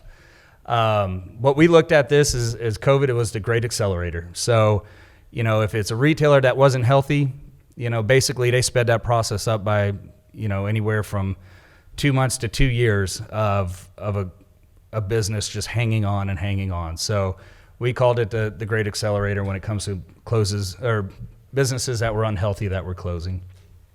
And then consumer behavior, I won't go through all these, point by point, but as I was talking about, the online spending was up when we looked at overall retail spending. As you can see, online spending was up 58%. Groceries online, significant number there. We're looking at the restaurants from delivery and things like that. So what people are looking at with the pandemic and looking at it in the future is, if this happens again, am I going to be able to accommodate these numbers? So are we looking at, again, the drive-through services and deliveries and things like that? But this is information that I'll send out to you so you guys can get a better look at and understanding there. Brands at risk. This will be in your inbox as well from Jeff, but it gives you a good idea of who's closing, who's struggling, and it's something to keep an eye on if you have it in your market. I know Jeff has a great pulse on everything out here, and as I get these updated, I'll definitely update you as well to where if we catch information on other things that are closing or are rocky, I'll keep you in the loop so you could start thinking about if that does become vacant, how are you going to backfill that space? And then looking at these realities, it's fine dining. They were expecting from a national average about 50% closures in fine dining from COVID impact. When it comes to casual dining, it's a little bit lower than that. I think it was saying 25% fast food. They estimated fast casual, about 50% of those could have a failure rate, and then 20% on the fast food from franchisees. So the big deep pockets are doing fine. What they're looking at is the smaller individual store owners or franchisees. Those are the ones that they're looking at are going to be the most impacted just from a financial perspective. But your big national brands that have deep pockets, they're hanging in there. They're actually still opening more stores and capitalizing on that opportunity of those vacancies as well. And then here's just a handful that are still expanding. Again, you have a good handful of these already. But I just kind of want to give you an idea that fast casual is still got their foot on the gas. Any retail that was interested in your community before, they're still interested. Make sure you're still pushing them. We're finding now that retailers are having to get more creative. They don't have the ICSC this past year in some of these areas, or even communities just beating down their doors like they did before, because they're more in recovery mode or reaction mode instead of being proactive. So it's a great time to maybe follow up with people that you were in contact with, because that opportunity is there. They're not getting bombarded like they were. I know we have a trade show in December in Vegas again. I don't know if you'll be attending that. It'll be a smaller, about 25% of what it usually is at that Vegas show, but we'll be picking back up in May, and that will be the full recon again. So that's something to keep in mind, and having the right tools and information will only make your life much easier in those conversations moving forward and having them going. We talked about the convenience, the drive-through, app online, order and pickup. I know I'm getting kind of long-winded here, so we'll kind of jump right through there. And then convenience samples, so you have online lockers to pick up and things like that. Multiple drive-throughs now. going through our process. So what we do as a company, we come into communities, we help understand what is your underutilized assets, what are your vacancies, what's your available real estate, and then we're able to identify what is at a home run location for. So what type of retailer would fit there, or what type of developer would occupy that property to develop.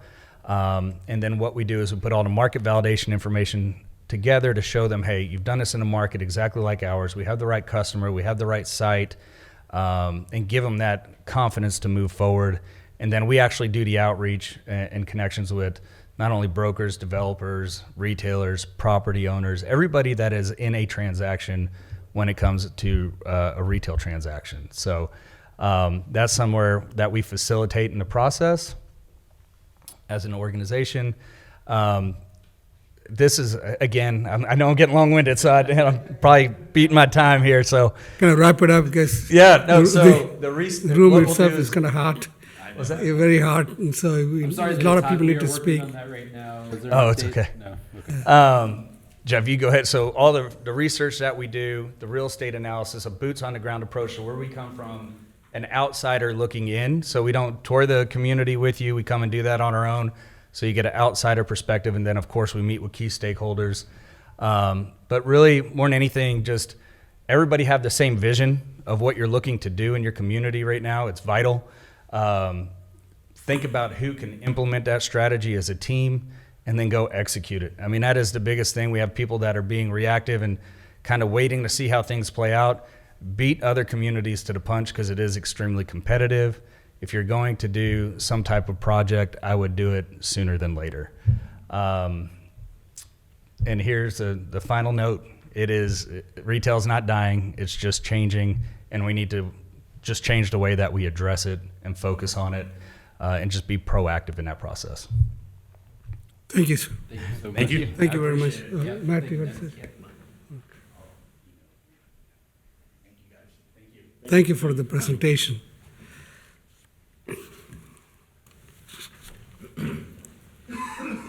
Okay, the next on the agenda is citizens' address. I got the list of the people who would like to speak. Chris Green.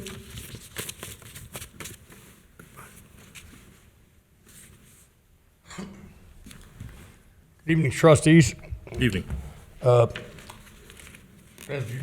most of you are aware, I did an event last Saturday in honor of Jim Taberto. We sold some challenge coins with his information on the back and some stars from flags that his wife cut off flags from his yard. We did raise $800, and we had a memorial ride from him. I do have stars and challenge coins left. We're still raising money for them.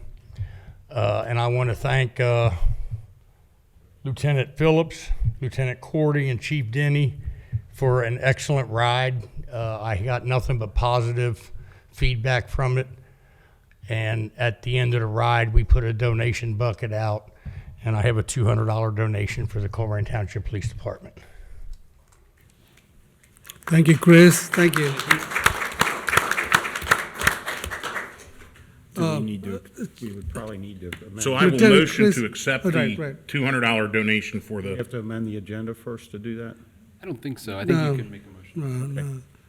I will motion to accept the $200 donation to the police department from the Freedom Ride.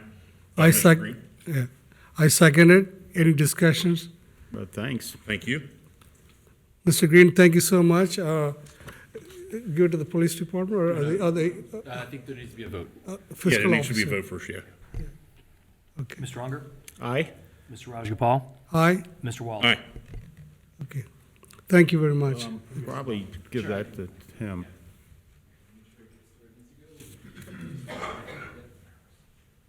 Thank you so much. Kathy Moore, please.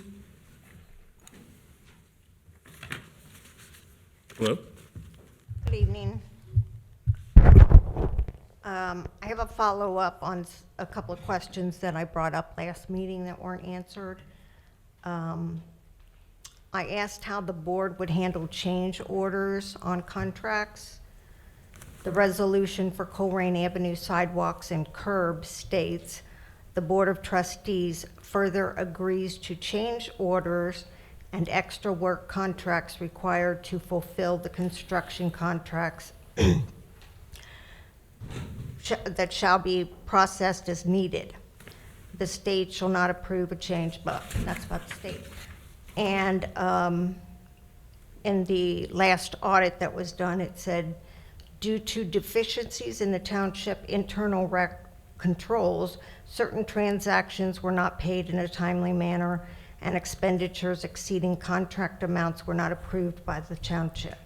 So my question is, how in the future is the board going to handle approval of projects that exceed what was approved? You hired an intern, and I would just like to know if any board members or any department heads know this intern personally or previously through work. Does anybody have any? I don't. I don't know the intern, Kathy. This recommendation of the interview process they went through, and they chose a right candidate. Okay, well, I was just asking if anybody had any prior relationship. Do you know with that him. person? I don't know him. Do you know him? I don't know. I do not know the person previously. Jeff, did you know him prior? No. Okay, thank you. And as far as Muni Reg, does any board member or department head have any prior work, personal relationship with that company or Mr. Halpern? No, I don't. I don't. Nope. No, ma'am. Thank you. Go ahead. Okay, back to the resolution for Rumpke. Resolution number 2521, authorizing the execution of a contract with Rumpke, was passed on April 13th. Mr. McVeigh questioned this contract in respect to the 10-cent charge to residents, which would go to the so-called negotiator. There were no negotiators since there was only one bid. According to Rich, one word was changed in the previous contract for that new contract. This third party would intervene between residents and Rumpke to solve problems. This company would receive over 5 years, over $200,000 when they did absolutely nothing. Does any trustee or department head have a prior work or personal relationship with this company or cost management or anybody at cost management? I do not, but I think what you're describing is that was a co-bid of Colerain and Springfield Township, and I think they went with that plan. We did not. At our April meeting, I believe we authorized our administrator to enter into a contract with them. Okay, all right, I was just going to get Which, to that. once we gave him that, then he worked out whatever the details were. If there's a problem with Rumpke, people should be able to contact Rumpke.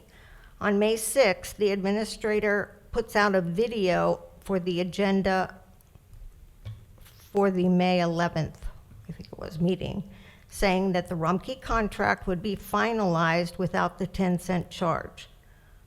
Who made that decision? I signed the contract. Okay, but who made the decision to change the contract? We authorized him to enter into a contract. Okay, but. So we gave him the authority to deal with And you it. passed a resolution for the Good. one previous that had the 10 Would cents. you go ahead and continue with the comments, your things, so at the end, we'll reply to your answers. The contract is changed. It was a consent item, but shouldn't the Board of Trustees have made that change, not the administration? The word is transparency. Still to this day, I still see actions that are not publicly done. The board is in charge, although that in itself is not transparent. I had hoped with your recent legal issues that would encourage you to be a little more open. Now that the March reports have been posted on the internet, the reports for 2020 are no longer there. They have 19 and prior to that, not even under the transparency tab. I ask that those reports also be available to the public. I can't think of any reason to remove them. Public business is the public's business. You work for us.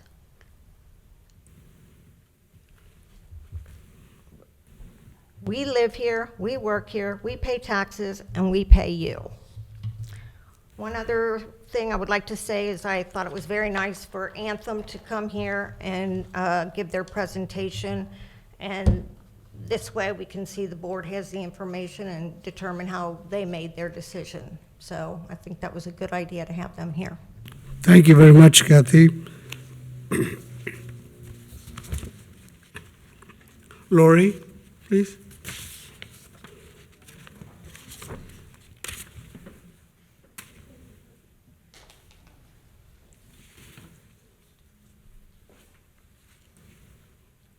Good evening. Good evening. So I have just a few things. I just want to say that Colerain Park, Fort Colerain, is looking amazing. So I want to say thanks to all involved, but especially the Public Works Department for addressing the vandalism that was there. Raj, I want to thank you for the vaccine clinics. I'm claiming 2 of them for Northbrook. I know that Walmart North may or may not be in Northbrook. No, we're claiming it. we had it at Walmart today. Yep. Yeah, we actually next to the, I went and checked on it and people were getting vaccine there. Yep. So we're claiming 2 of the 3 clinics in Northbrook. So thank you. I want to talk about the Township Academy real quick. Just to say that it was fun and educational, although it was conducted via Zoom meeting. It was engaging, so I did appreciate it. I would say that my favorite week was the week that Jeff Weckbach hosted. Jeopardy is a very fun game, and I think my classmates learned how competitive I am that night.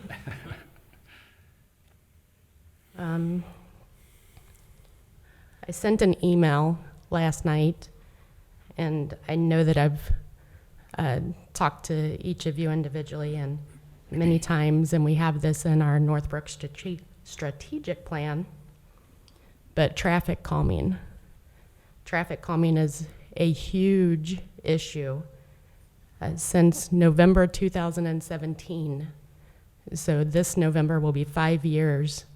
We have stood before many trustees and have literally begged in front of the board and behind the scenes to help us slow people down, help us keep the kids in our neighborhood alive.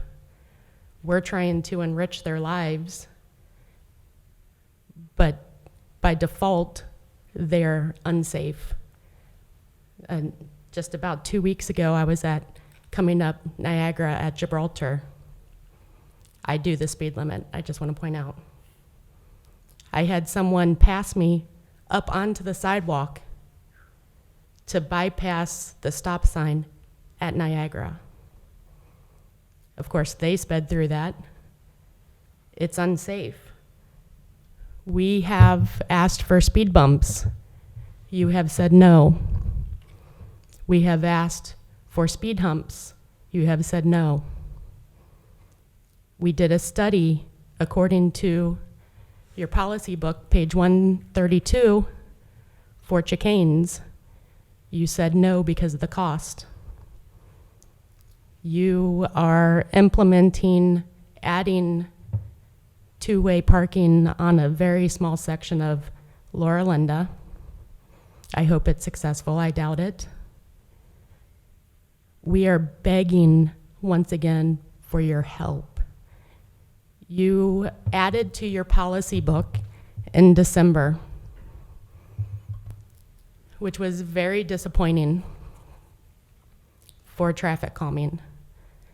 There is nothing that we can do as citizens to implement traffic calming. Everything that we have tried, you added to your policy book, is stating that in general it's no longer allowed. I don't know how much more we can fight and ask you to help us. Change your policy book back. Allow traffic calming. We can't have blitzes, and thank you to Lieutenant Cordy and Chief Denny. There is a blitz that's happening right now. Ask the numbers. They are pulling over individuals left and right in our neighborhood right now. That is a typical day. Please help us. We don't know what else we can do. We can't do anything else. You forbid us to do anything else in your policy book. So that's it for traffic calming. And then my last thing is actually a nice thing, I'm sorry. I just want to thank Raj personally.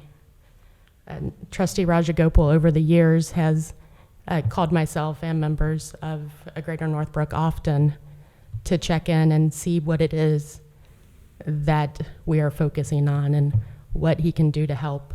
And during the pandemic, he not only called asking those questions, but always started off with, how are you doing? How's your family? Is everyone well? So I just wanted to personally thank you for caring. Lori, thank you so everyone. much. Please don't go. Northbrook is in my heart. As soon as I took my office, I worked with Jeff Mills, always talk to him how we can improve our neighborhood. Now, I took that point now, every time I come around this road, drive by each streets in Northbrook, Groesbeck area. Yesterday, I drove by the Niagara. I saw the bunch of children walking the sideways, in the sidewalks. I also can see those children will be riding bikes soon. Okay, it's safety issues. Immediately when I saw the email, I approached Mr. Mills, talked to them about that page, the policy change. We are seriously thinking about doing the traffic safety issues. Next June meeting, that's our primary in work sessions, how we can help the neighborhood. We're not playing with the neighborhood children. Their safety is my safety. I look at them, my children. Okay, and we are seriously, thank God we are receiving, because of our township, they applied and everything, we got that $7.5 million rescue plan, and we definitely find out how we can improve our neighborhood. I promise you, today it's going to happen. Thank you We're gonna for hold you coming that. I appreciate it.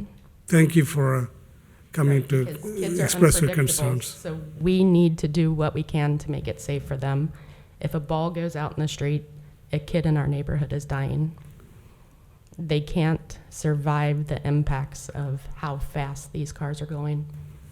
So I appreciate that. And as always, we are 100% in the game. We are ready to be here and help with the process, but we can't do it alone. Sure. So thank you. I also And talked to thank you Mr. for your response too, Mr. Wallert. Yeah, I talked to Mr. Mills a couple weeks ago about this, and I said in my response I'd address it. And we talked about having a work session, so it seems like Mr. Rajagopal's on it and Mr. Unger as well. But I do think we need to come up with some kind of answer. I actually drove back there and kind of watched the traffic for a while. And the one thing I anecdotally heard from people that live back there, that there's more kids that live back there than in the past, and that's awesome news. But it also comes with a responsibility that we try to solve this issue.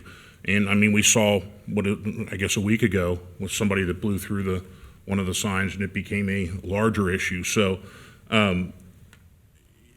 speed bumps, speed tables come with complications, but we're going to find something to work it out. And I think that the work session, as you saw with the insurance discussion that we had earlier, is a good opportunity because it gives us a chance to all three be here and bounce ideas off each other, bounce ideas off administration, and kind of have that not go to the next meeting where somebody prepares a presentation and then we respond the next meeting on what we think of the presentation. It's more immediate. So that's, I think, what we're driving towards that issue. So thank you so much for bringing it, for being a constant advocate for the children, and we're going to get something done on it. Right, and just for something for you to check in, there is a device called a speed cushion that provides a channel for the wider base vehicles like fire trucks to travel through without touching a bump, so they stay safe, undamaged. But cars, SUVs, regular pickup trucks have to hit the bump because they have a smaller base. So that is an option that we can look into. I do not know the cost, but the cost of a life, there's no comparison. Some of those things are made out of recycled rubber, which would indicate that we could probably maybe use some recycling funds for.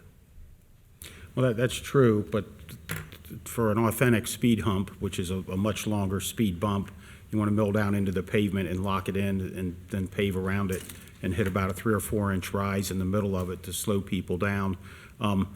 One of the issues I was thinking of over on Tower Avenue by Western Hills High School, the city has put in some speed humps over there. There are some in some neighborhoods in Hyde Park.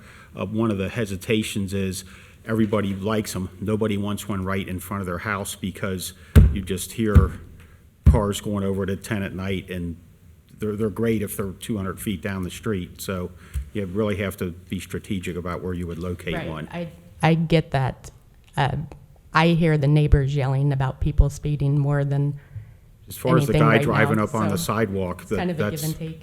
as far as the person driving up on the sidewalk, that would be the most street calming thing you could do is keep people off the. I've never had it happen, and I've never seen it, and was completely shocked that they did it to pass me. I was doing the speed limit and did not want to stop. So they got 2 birds with 1 stone on me. I'm glad we're providing some more enforcement up there this week, so. Yes, keep it going. I know it's not sustainable in the long term, but keep it going as long as you can, because we are hearing the other side of it, you know, that they see it. They see the officers pulling people over. So hopefully that alone is making a difference. But thank you. Thank you, Lori.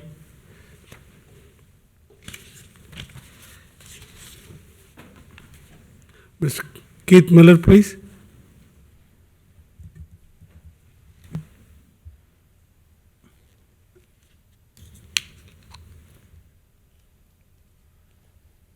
You doing, neighbors, board? I'm gonna keep it a little sweet tonight, and I only got a few questions. It'll be for Bake over here. I just want to know if he can show us our finances for the last 3 years, where Rumpke's paid his bill for Hughes Road, and how much we've been collecting on the recycling. Maybe you could do that next month, show that to the township and myself, so we know that Rumpke's paying his bills. That's all I want to see. And as for the road problem, you know, I pulled up already Lower Linder, Niagara. I pull up the stop sign and somebody passes me on the left while I'm sitting at the stop sign. You can't change bad driving no matter what you do. You put the speed bumps in, they're just going to drive over them faster. It don't matter to them. You can't correct bad driving. All right, board, I thank you. Thank you, Keith. Thank you, Keith. I believe the air just kicked on.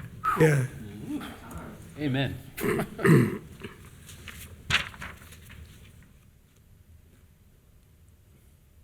It's Carly Hobbs and Dakota Sloba.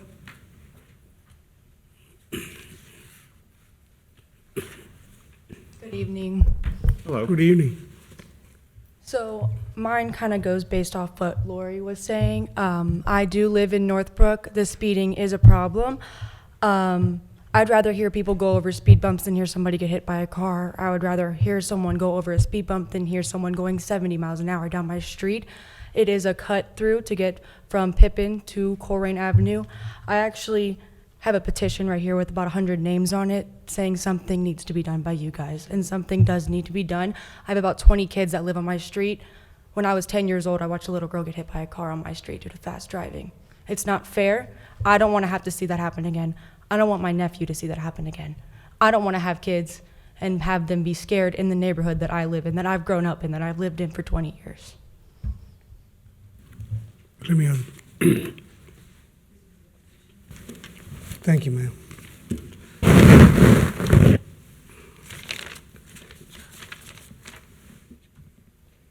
Great, yeah. Go ahead. Thank you for putting that together. Thank you so much. Thank you. Rich McWay, please.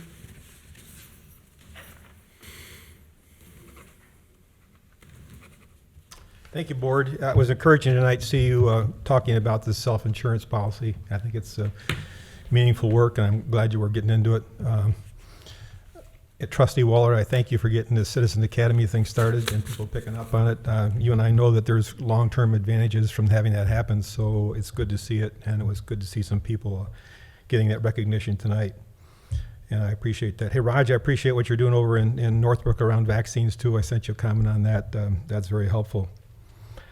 In a recent meeting, I recall the trustees talking about their improved relationship with Northwest Local School District and your concern for student safety due to the fact that you agreed to provide ongoing maintenance and a flashing traffic light on Kemper Road. Remember that in the meeting? You guys were high-fiving yourself about how great your relationship was with Northwest Local School District and what you're doing.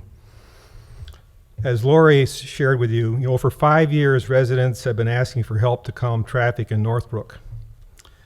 At least 2 of you guys have been in office for 3 of those years. Nothing has been done, even though there are proven low-cost solutions available. I sat down with Chief Denny about 4.5, 5 years ago in his office, and we talked about this, and he said those speed bumps are a problem. They're going to damage our fire trucks, and they're going to upset the equipment. And I left the office, and I called Green Township Fire Department. I said, what do you do? They said, we slow down. That's how they solve that problem.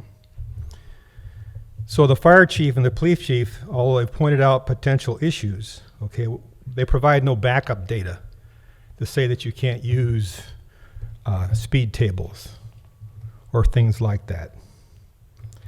The administrator asserted the only solution was a chicane. He wrote it in his policy book, and Lori talked about that. And now we're finding out that due to cost, that's not workable, even though there are other still proven options available. This is not rocket science, guys. People have speed tables all over the country. It's apparent, based on the behavior of the administration and the trustees, and I'm going to say this out loud, you just don't care. You don't care, or you'd have done something. It's the quality of life in that neighborhood, okay? The residents have talked about it, all right? People speeding through. How would you like to live in that neighborhood and deal with that? So now you're saying, oh, we're going to do something. Well, I'm not letting you off the hook. We've talked about this for 5 years. Platitudes don't work. You need to do something. You just don't care. Or somebody would pull the fire chief down and said, Chief, give me the data that says we can't put speed tables in here. I want to see the data. Show me the data that's more important than protecting the lives of our residents. Nobody pushed on them. Another recent example is the Abbottown subdivision. You let the developer proceed in the development without putting a sidewalk in to help keep people out of the roadway. You could have said to the developer, you're not going to get the development unless you put in a sidewalk. He could have done it, or he could have walked away. But you didn't push back on him. To my knowledge, no action has been taken to initiate building a sidewalk to connect to Pleasant Run, now that that subdivision's going in. Over 2 years ago, residents told you that installing a sidewalk along Joseph Road was a very high priority. Yet nothing has been done. All we hear is excuses. First, we don't have authority. We might have drainage issues. We can't get on their property. And no follow-up. That's baloney. That's BS. The law gives you the authority to do that. Have a really very good gentleman conversation, please. Yes. If you're going to go, I think I will all stop right, you. Raj, I take that. You need to put your attorney to work outlining for property owners who are involved in the process how it's going to move forward. You need to talk to the people in the townhouse over there. It says, you know, we have the authority to do this. Here's the law. We need to get started. We need to deal with issues that we can get beyond drainage problems. We have to get beyond the issues that says we can't get onto people's property. You got onto people's property in Jackie's Lane, in Burnside. It was all over the place for 2 years. It's excuses. To get things done, it's obvious to some of us that the administration and trustees are not willing to fight for the residents. Fight. Fight for the residents. When you receive some pushback by those who you don't want to do something, you will not fight for the residents. That's why we elected you, to fight for the residents. You have the authorities to get things done. You need the political will and the backbone to move forward through the conflict. That's what it's about. Move forward through the conflict. This coming Monday is Memorial Day. To my knowledge, the township has not stated if they will be honoring those who died defending our country. I talked to Trustee Wallert. He said, I thought there was going to be a plan. I don't see it on the website. What's going on? Here's another example of just not caring about the important issues for residents. It's Memorial Day. There's nothing on the website. What's going to happen to honor those people who have died for our country? You guys need to go to the woodshed. You just don't care. Thank you.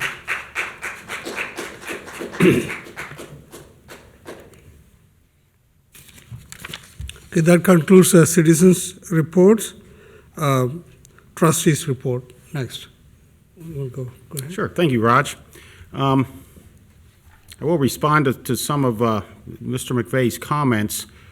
Rich, where are the speed bumps in Green Township? I'd be happy to go look at them. I've gone over and looked at Tower Avenue and a few other places, and I've been out in Hyde Park. So if you could tell me what streets they're on in Green, I'd be happy to go look at them. You mentioned they were there. You mentioned they were there. The sidewalks on Joseph Road, we would have to go beyond the right-of-way, and we would have to take that land by eminent domain to have a construction easement. If we were going to build next to your property, and you would not give us an easement to cross your property, we couldn't build next to your property. So that's why the Joseph Road thing, and we push that. In fact, that's something I was working on 5 or 6 years ago in my other life with a group over at Colerain High School. To say that the trustees would just as soon have a child hit in the road, that's ridiculous. That's not sane conversation. None of us would ever want to see that. That's crazy. The work on Royal Heights and on Burnside, I believe all of that was in the right-of-way, and so we didn't have to get those easements. I'm certainly amenable to speed bumps and that, but you really have to strategically decide where you're going to put them. And It don't take 5 years. Rich, you completed your report. Let Mr. Unger. I'm just looking at some of these other things to respond to. No, I don't know as I stated, I don't know the intern, have no relationship with that person or the muni reg or I think that's fine that if Mr. Baker makes a presentation just describing the revenues we get from Rumpke at a future meeting, like Keith Miller asked him to. No, we're all very concerned, and you say I'm not concerned and I don't care. I'll bet you didn't know I was over there for 2.5 hours Saturday night in the neighborhoods over in Northbrook, looking at some problems, responding to citizens, and, you know, in your rantings, you didn't mention that, hey, Dan, you were over there on a Saturday evening from about 7:30 till 9:30 when all this action would be going on. So the things you've stated and what actually happened are two different things. Other than that, I continue to get a lot of calls from citizens, and I do respond to them, and I communicate the information to Mr. Mills when needed. And if anybody, there are some folks out there that don't think I do, but the fact of the matter is I take all calls and I try to be responsive to every one of them. My number's 404-3057, and thank you. Thanks, Dan. Matt, you want to go ahead, please? Sure.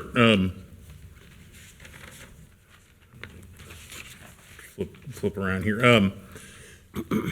The first thing, obviously, the speeding issue in Northbrook. I went over there too and parked and watched. And my concern is from the anecdotal evidence, people I talked to, the growing number of children, and we're going to have the work session and we're going to get something done on it. And you know, I mean, I wasn't here 5 years ago, but certainly it's taken a long time and it's taken too long, and we're gonna address it.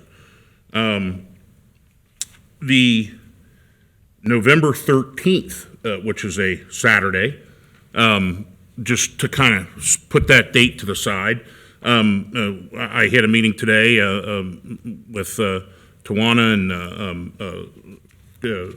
Colerain Township Police Department and Chris Green. We're bringing back the Veterans Day Parade. It appears to be that's going to be the day, and we're working through the details now. As far as signups and stuff, that's going to come out after Labor Day. But I think Colerain Township is an area founded by veterans. I mean, I think I've talked a number of times about my grandfather coming back from World War II, moving to Northbrook, in those homes where a lot of World War II veterans using the VA bill, and I think that we need to pay honor to that. So Veterans Day Parade is coming back.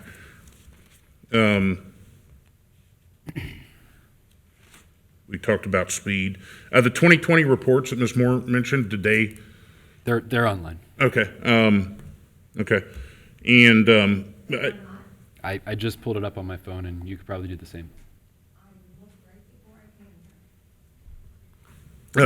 Change orders. I think we've done that the same this year as we did last year. Is that if it's a certain amount, it goes into the consent agenda, and if it's over, it needs to have our approval. With the idea of you don't want to hold a meeting to somebody added a $2,700 change order and to draw everybody in a meeting for that reason. And I think that.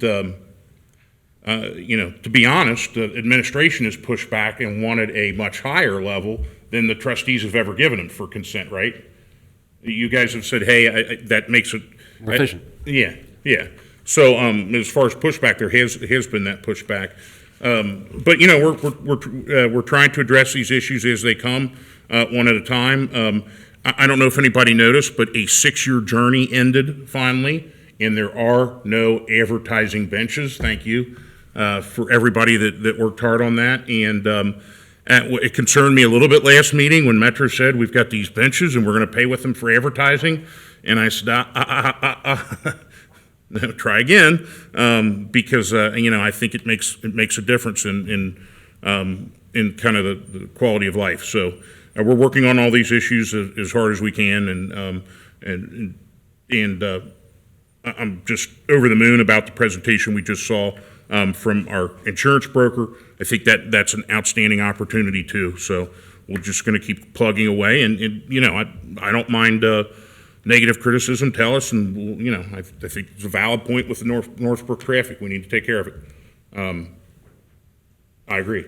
So that's a pretty fragmented report, but thank you for bearing through it. Thank you, Matt.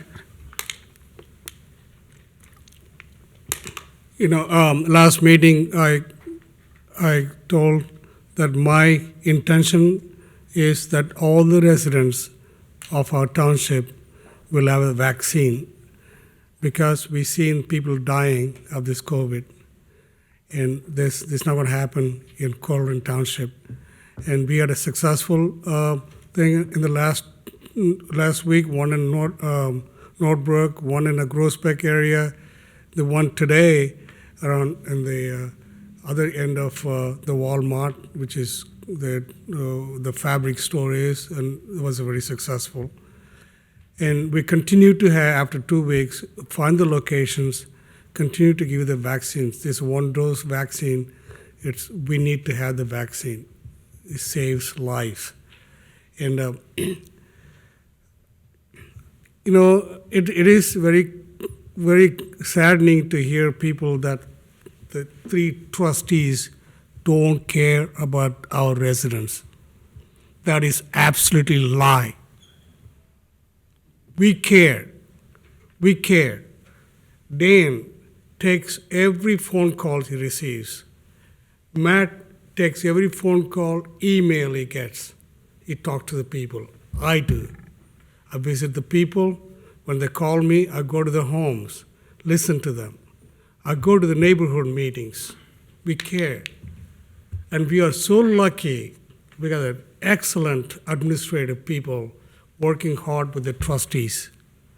And they get a lot of money, a lot of grants, the right grants. It reduces a lot of work the taxpayers, our residents, will pay. We got sidewalk, $1.5 million. If you ever go there, look at the agenda. No other township ever created strategic planning. No other township. You go and call them strategic planning. Our trustees, we talked to Jeff Mills. They are the leadership gathered up. Say, what are we going to do? What we're going to do every year? This is what we're going to do. This is what we're going to do next year. This is what we're going to do 21. Even last Monday, I went to the leadership meeting. Where are we? Where are we in 2021? The goals. We asked the project. He's got the presentation, the progress that you made, what we're making. We got a goal set up.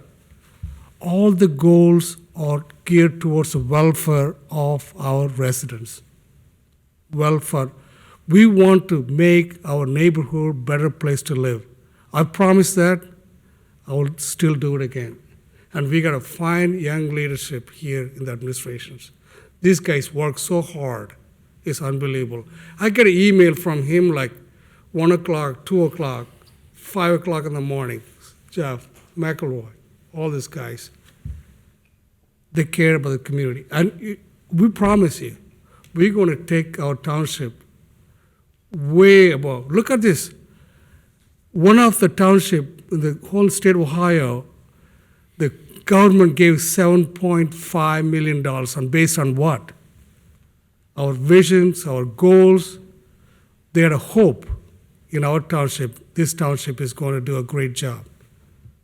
I really believe that. And these guys, Dan, Matt, myself, care about the township, care about the residents. We continue to do that. Regardless of any criticism we get, we'll continue to do the better for our community. We got an excellent police department. Look, these guys solved the crimes. These detectives work like I talked to the chief this morning. Hey, what the homicide? People blasting. You know what? These are, I don't want to go on, they're still under investigation. Each guy, the police guys work there, the investigators, detectives, they take it as a personal. It's my thing. We get solved. They work so hard at it. Excellent fire department. Go and ask one of the best in the country.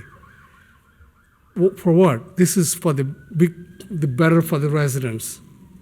So we care about our residents. We continue to do the problem that the Groesbeck and the Northbrook is going to change.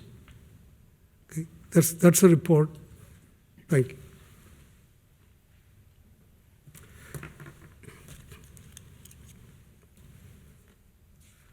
The next on the agenda is administrative reports. Thank you, sir. I'll just kick it off real quick. Lots of great things happening in the township this week. I wanted to say one more time how incredible it was to deal and get to interact with the Citizens Township Academy. I thought that was really cool. I'd encourage everyone to sign up for that next year. It really is awesome. I want to thank Chris Green for the $200 donation. We have so many people in this community that care. It's what separates us from a lot of our peers, and it's what makes us awesome. And I love the fact that we can have these kind of dialogues, and I hope that we keep in mind that the personal stuff is I don't agree with, but we can have conversations about issues in our community, and people can disagree, and that's fine. That's part of what democracy is, right? I think this, you think that. Let's talk about it and resolve it. I didn't pick Carly your last name, but I wanted to thank you. I don't think I've seen you at a trustee meeting before, but you've come here and you've spent time collecting 100 different signatures from people in your community about an issue that you're passionate about. That's incredible. I mean, that's what makes Colerain, another thing that makes Colerain fantastic. And I hope that you remain engaged. I hope that you come to the Greater Northbrook meetings and come to the trustee meetings, and thank you for your work. It really is incredible. The traffic calming issue is it's let's talk about it some more. Let's figure this thing out together. That's what we do in Colerain Township. We figure things out together, and we've had lots of evolution of our relationships, right? I mean, and I think that where we're at right now is an understanding that alone resident groups can't do it, and alone the government group can't do it, but together we can do it, right? And we've demonstrated that time and time again, and that's how we move forward. That's the Colerain way. And I think we've talked about having a work session the second meeting in June, which would be the 8 plus 14. It's the fourth Tuesday in June, and let's figure this thing out. Let's figure it out. Let's see. Transparency. It's really important, and I know that it means an awful lot to you, Ms. Moore. You brought it up again today. We had a draft contract. The trustees authorized the administrator to execute a contract. I was able to negotiate a better deal for Colerain Township residents, and then brought it back for ratification in the consent agenda later. That's a good thing. That's transparency. And if there was any, I mean, aside from having residents sit down at the negotiating table with me, I don't know how else I can be more transparent. Here's the draft, here's the conclusion, and here's the authorization, and we accomplished something great. Colerain Township residents are not going to have to pay that 10 cents. That's good, I think. I think so. The 2020 data is online. I can help. Jeff Weckbach can help find that if you need help. Mr. McVeigh, thank you for bringing up sidewalks. It's something that has been very important to this Board of Trustees, very important to me. You'll recall that, and I'm real proud of this, we've created a sidewalk plan and prioritized segments of Colerain Township, most of which, by the way, are on county roads, not township roads, that we want to improve with the sidewalk. And boy, have we been successful in building sidewalks and getting money for sidewalks. From Burnside to Banning, new sidewalks are coming, 100% paid by the Ohio Department of Transportation. From John Rose to Shady Crest, a whole new streetscape is coming to fruition in the next year that's funded. Half of that money is coming from grant funds. The other half is not coming from your pocket, it's coming from the Duke TIF. So zero money out of pocket to completely change that portion of Groesbeck, which is going to be transformational. Then there's the Pippin Road project. We got money from Struble. Sorry, you can watch this, I guess, on the replay, but we've got money from Struble down to the Lake Gloria project, and then Lake Gloria is building sidewalks on there, so we're almost going to come all the way down. No, Stout to Lake Gloria, almost to Struble. New sidewalks, that's great. And here's, we mentioned Abbeytown. There is going to be sidewalks, right? There's not going to be sidewalks on the cliff. And I think that was the conversation that we had. If you go to that site right now, there is a very steep embankment that it does not make sense to have a sidewalk on a cliff. And so, and build a retaining wall just for a sidewalk. But there is going to be a sidewalk that goes from Kemper down into the development and back out by the firehouse. That development, if the trustees decide to continue to prioritize sidewalks, will pay for more sidewalk down to Pleasant Run Middle. So I'm very glad that Mr. McVeigh brought up sidewalks. And Jeff, I'd like to mention you're talking to the camera. Rich just left in the middle of your response. Right. So. Yep. So Memorial Day, yes, please. We always, with the exception of last year, but even last year during the middle of COVID, we had an online celebration for Memorial Day, a very important holiday in Colerain Township. Of course, we're going to celebrate it. Please join us at the Veterans Memorial at Colerain and Springdale. We will certainly be sending circle notes out, and that's always a very important event in Colerain Township. So lots of great things happening. I appreciate the residents bringing all those things up. And one more thing to mention, this was sort of teased by Trustee Wallert, but yes, we did win we have won against bench billboards in the trial court level. We've won against bench billboards at the appellate level. It just came back to the trial court for assignment of penalties, and just today we were in Judge Heekin's courtroom, and we were awarded approximately $17,000 in damages, $12,000 in damages, $5,000 in attorney's fees, and most importantly, you'll notice that there isn't another bench billboard on Colerain Avenue. And now, one thing that I will share with you all is that doesn't eliminate the need for places for people to sit, right? I mean, that's a real need, and I would suggest that potentially, if that judgment does materialize, that we use that to purchase benches that are nice, attractive, and in keeping with with a plan. With the Where they plan. would rather than just drop them Exactly. wherever they were. Yes. And without That's what advertising. we are playing for the grant for the pull-out for the Metro bus. Yes. And they were doing that.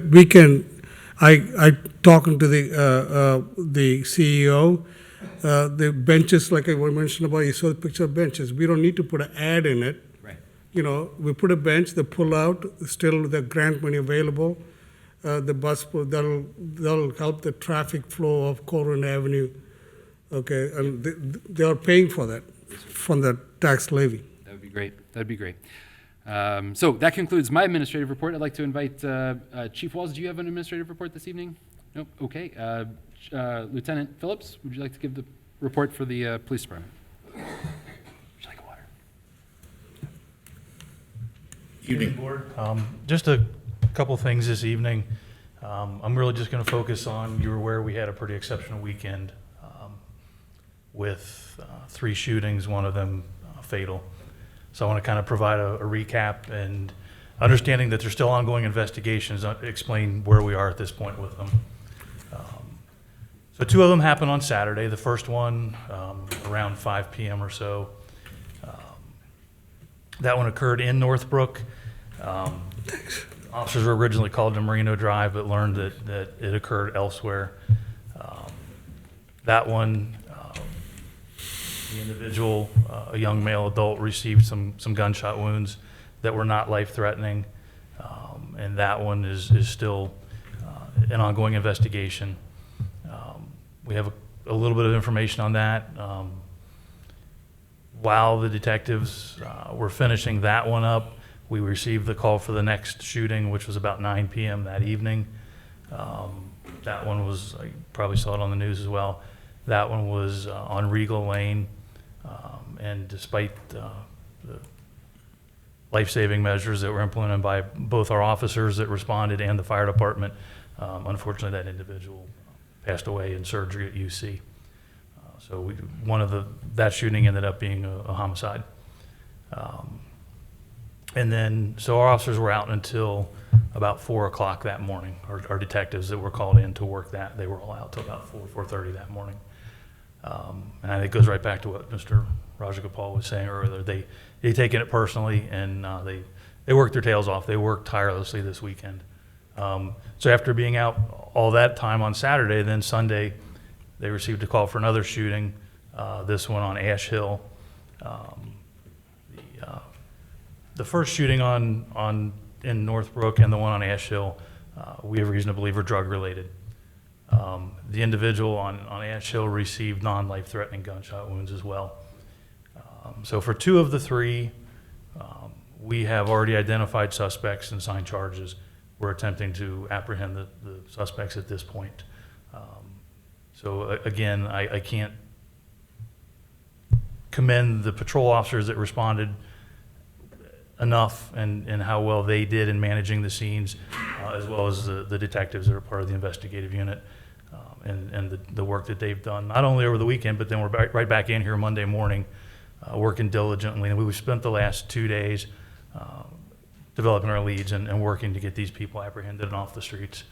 So I guess if I could put a positive spin on it at all, with one exception, these incidents did not involve Colerain Township residents. 2 were drug-related. The homicide was domestic-related. There's really nothing law enforcement could have done to prevent them.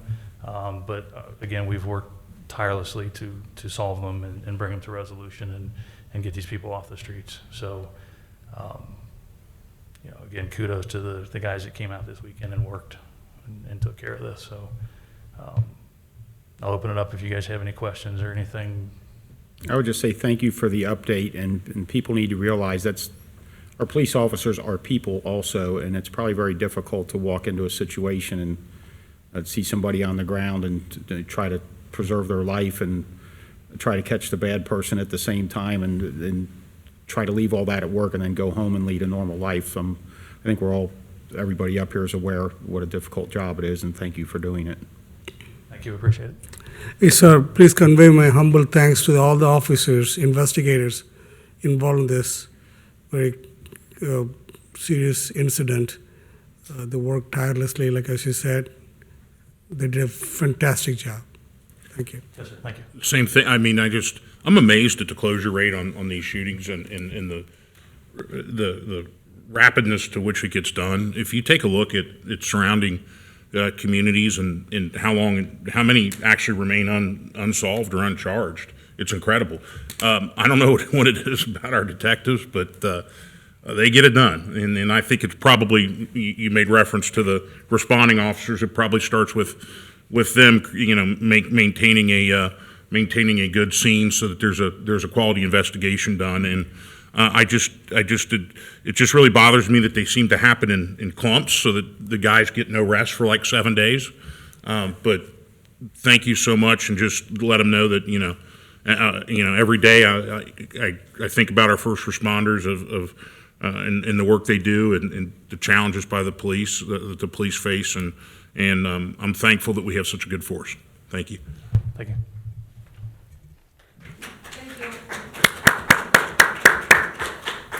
Okay, and that concludes our. Okay, Lieutenant Cordy has an update as well.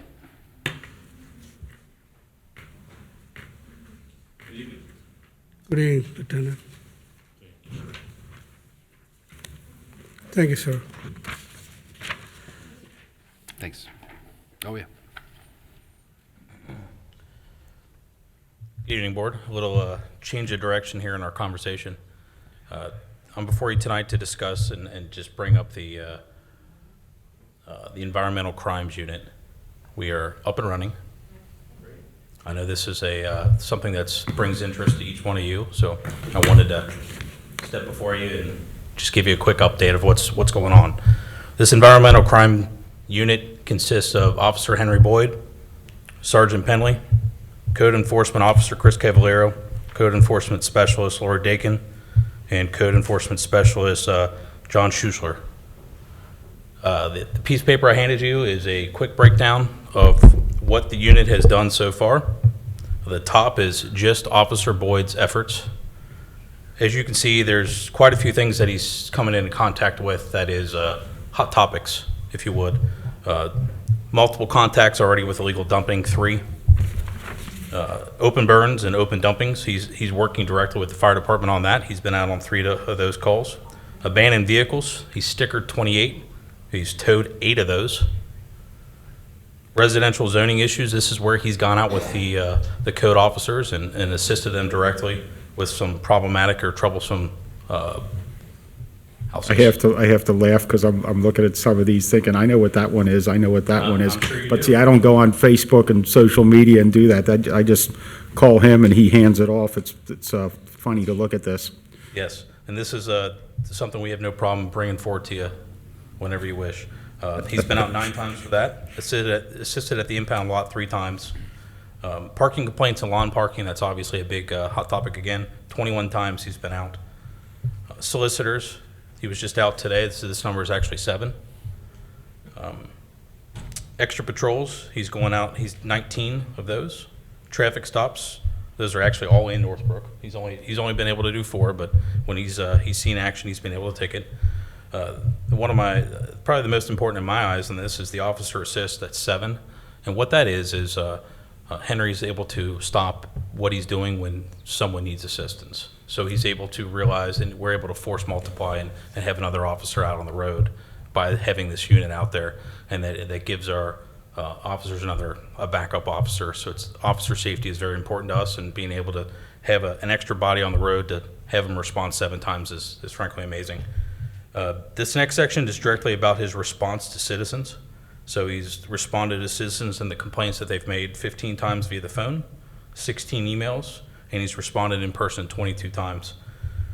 Talking directly about Chris Cavalier, Laura Dakin, and John Schussler, they've gone out and have inspected 397 inspections in the month of May, and everything that I'm providing to you so far is only from May 1st until tonight, or till today. 194 inspections were closed with no violation were observed. 124 inspections were issued with NOVs, notice of violations, and moved to orders 1. 79 of the inspections were follow-up inspections changed from orders 1 and were moved to orders 2, which were resulting in either abatement or the civil housing court process. So these numbers are frankly high right now, and that's to be expected in the beginning of the high grass season and beginning of the bringing this unit together and working together. I would expect that as we do these inspections and as we continue to enforce what we need to enforce, those numbers will most likely be decreased, which is a good thing. One of the probably most positive aspects of this environmental crime unit that's been established so far is it's allowed us as a township to take a step back and realize that we're dealing with the same residents and the same addresses through multiple departments. So we've been able to establish a core group that will meet every 3 months, roughly, quarterly, and be able to work on problematic problems together. And that's huge for us because that only it helps with communication. It helps us to be able to work together and to be able to hit it from all different angles and different things like that. Do you have any questions for me tonight?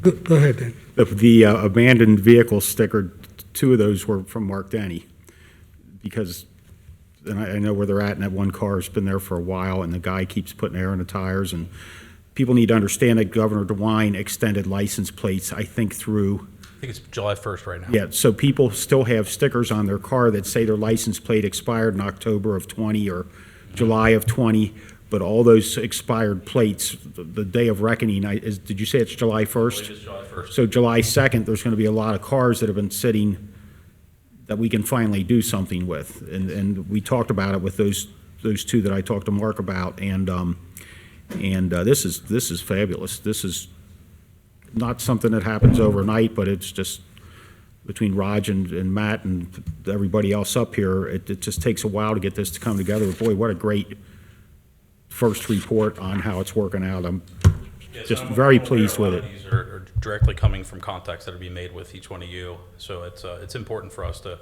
continue. It's just do funny that. to see it all on stacked up on a piece of paper like this.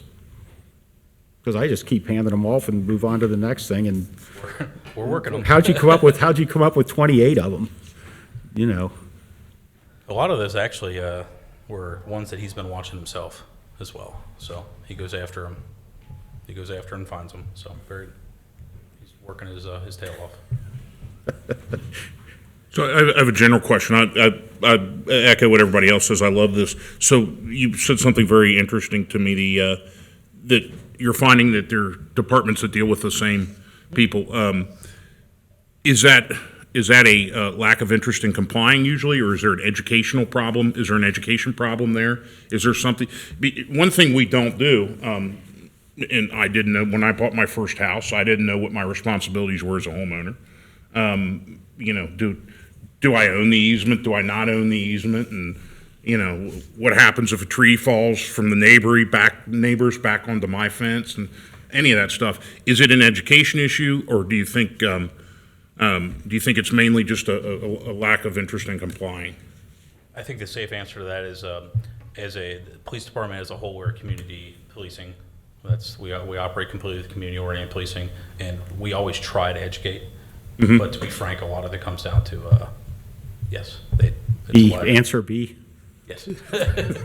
Because I noticed that some communities and some nonprofits have gone to like housing classes, and especially now that mortgages forgiveness is starting to stop, you're seeing a lot of that, like working in neighborhoods and places like that that are having financial classes, and they always key it in with their couple it with kind of the nuts and bolts of stuff. So I was just wondering, it's just kind of a curiosity on my part. But thank you so much, and I love that we're attacking this issue. And to follow up on that, we're lucky because this is basically being developed from the ground up, and we're very blessed to have Sergeant Penley running the whole thing. He's driving the boat because if the board, he was a zoning officer from, what were the years? Do you know? It was a few years he was a zoning officer, so he has a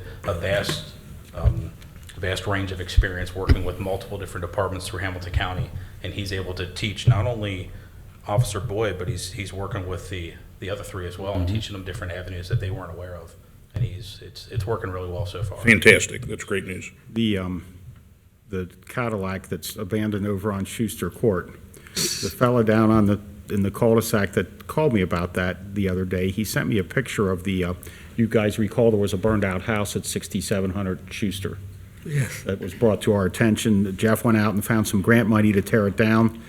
I'm not going to say the gentleman's name, but he sent me a photograph of what that lot looks like today. It is just vegetated, nice green golf course looking grass, and it just, when I first saw that and what I saw from the photo that the gentleman sent me is just, sometimes it takes a while to get this stuff done, but boy oh boy did that turn out. And he ultimately bought that lot through the Port Authority, and once we get that abandoned Cadillac out of there, it'll really make a huge difference. So if you ever think you're not making a difference, you are one piece at a time. It just, you know, we're not the government that comes rolling in and crushing onto your property. We have laws and rules we have to follow, but given time, I think the township's in a lot better position than it was 3 or 4 years ago. And granted, they didn't have the funds to focus on code enforcement the way that this board has, but we've prioritized it, and I can see the difference out there. And it just, once again, this is just going, I know what that is. I know what that is. It's just funny to see it all in one place. So thank you so much. So this outstanding work, simply I would say outstanding work, and you guys did a look at the stat report in a May 1 quarter. How many? 397, which never happened previously in the. And now today I got a text from some resident. He said, "Man, whose idea is that code enforcement office is working now?" You know, the people start seeing this. I think that's a brilliant idea, bringing the code enforcement and police department together, communicate to each other. We do a better service. I'm looking forward. Like I said earlier, a lot of things going to happen. It's all because we care about the residents. Yeah. Thank you. And gentlemen, if I could just real quick put a bow on this.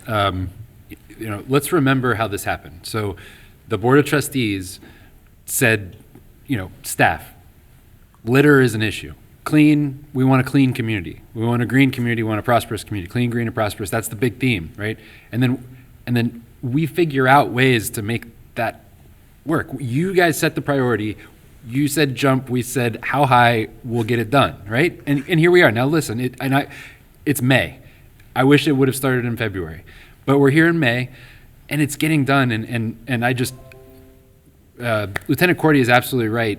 That team is incredible, and there are these, it's not always like about sticks and saying comply or citation. What that team is so good at is the soft skills. So Sergeant Penley has this amazing gift. He is a very likable fellow, and he's able to negotiate with these people in very intractable situations. You know, the Stone Mill incident just recently. I mean, that was a very difficult situation that he was able to resolve. And Officer Boyd is the same way, and Chris Cavallero is the same way, and Laura and John. I mean, this team really does work. But it started with your leadership, and so I'm going to use that to segue into, we're coming up in the next couple of months on this kickoff to the 2022 strategic plan and budget process. So continue to think about, what things we want to continue to focus on. If there are changes that we need to make, start to think about those things. And maybe, if we're going to have a work session in June to talk about traffic calming, maybe July's work session is on strategic plan priorities and budget priorities for 2022. I know it sounds very early, but we're getting there. That's good. Lieutenant Cordy, and thanks, Board. Did you have anything else to say? Because I know we all took your time from you, so. No, Okay. Well, It's a process, of this course. is really great, it's a lot of effort for 3 weeks, so. It's sitting up here, you get heat from some folks and you get nice stuff from others and then a lot of stuff in the middle. And thank you for it's encouraging. Thank you. Thanks. Thank you, sir. Thank you. All right. Was that it? Yes, sir. That concludes our administrative reports. The next on the agenda, is still on the public safety, public services.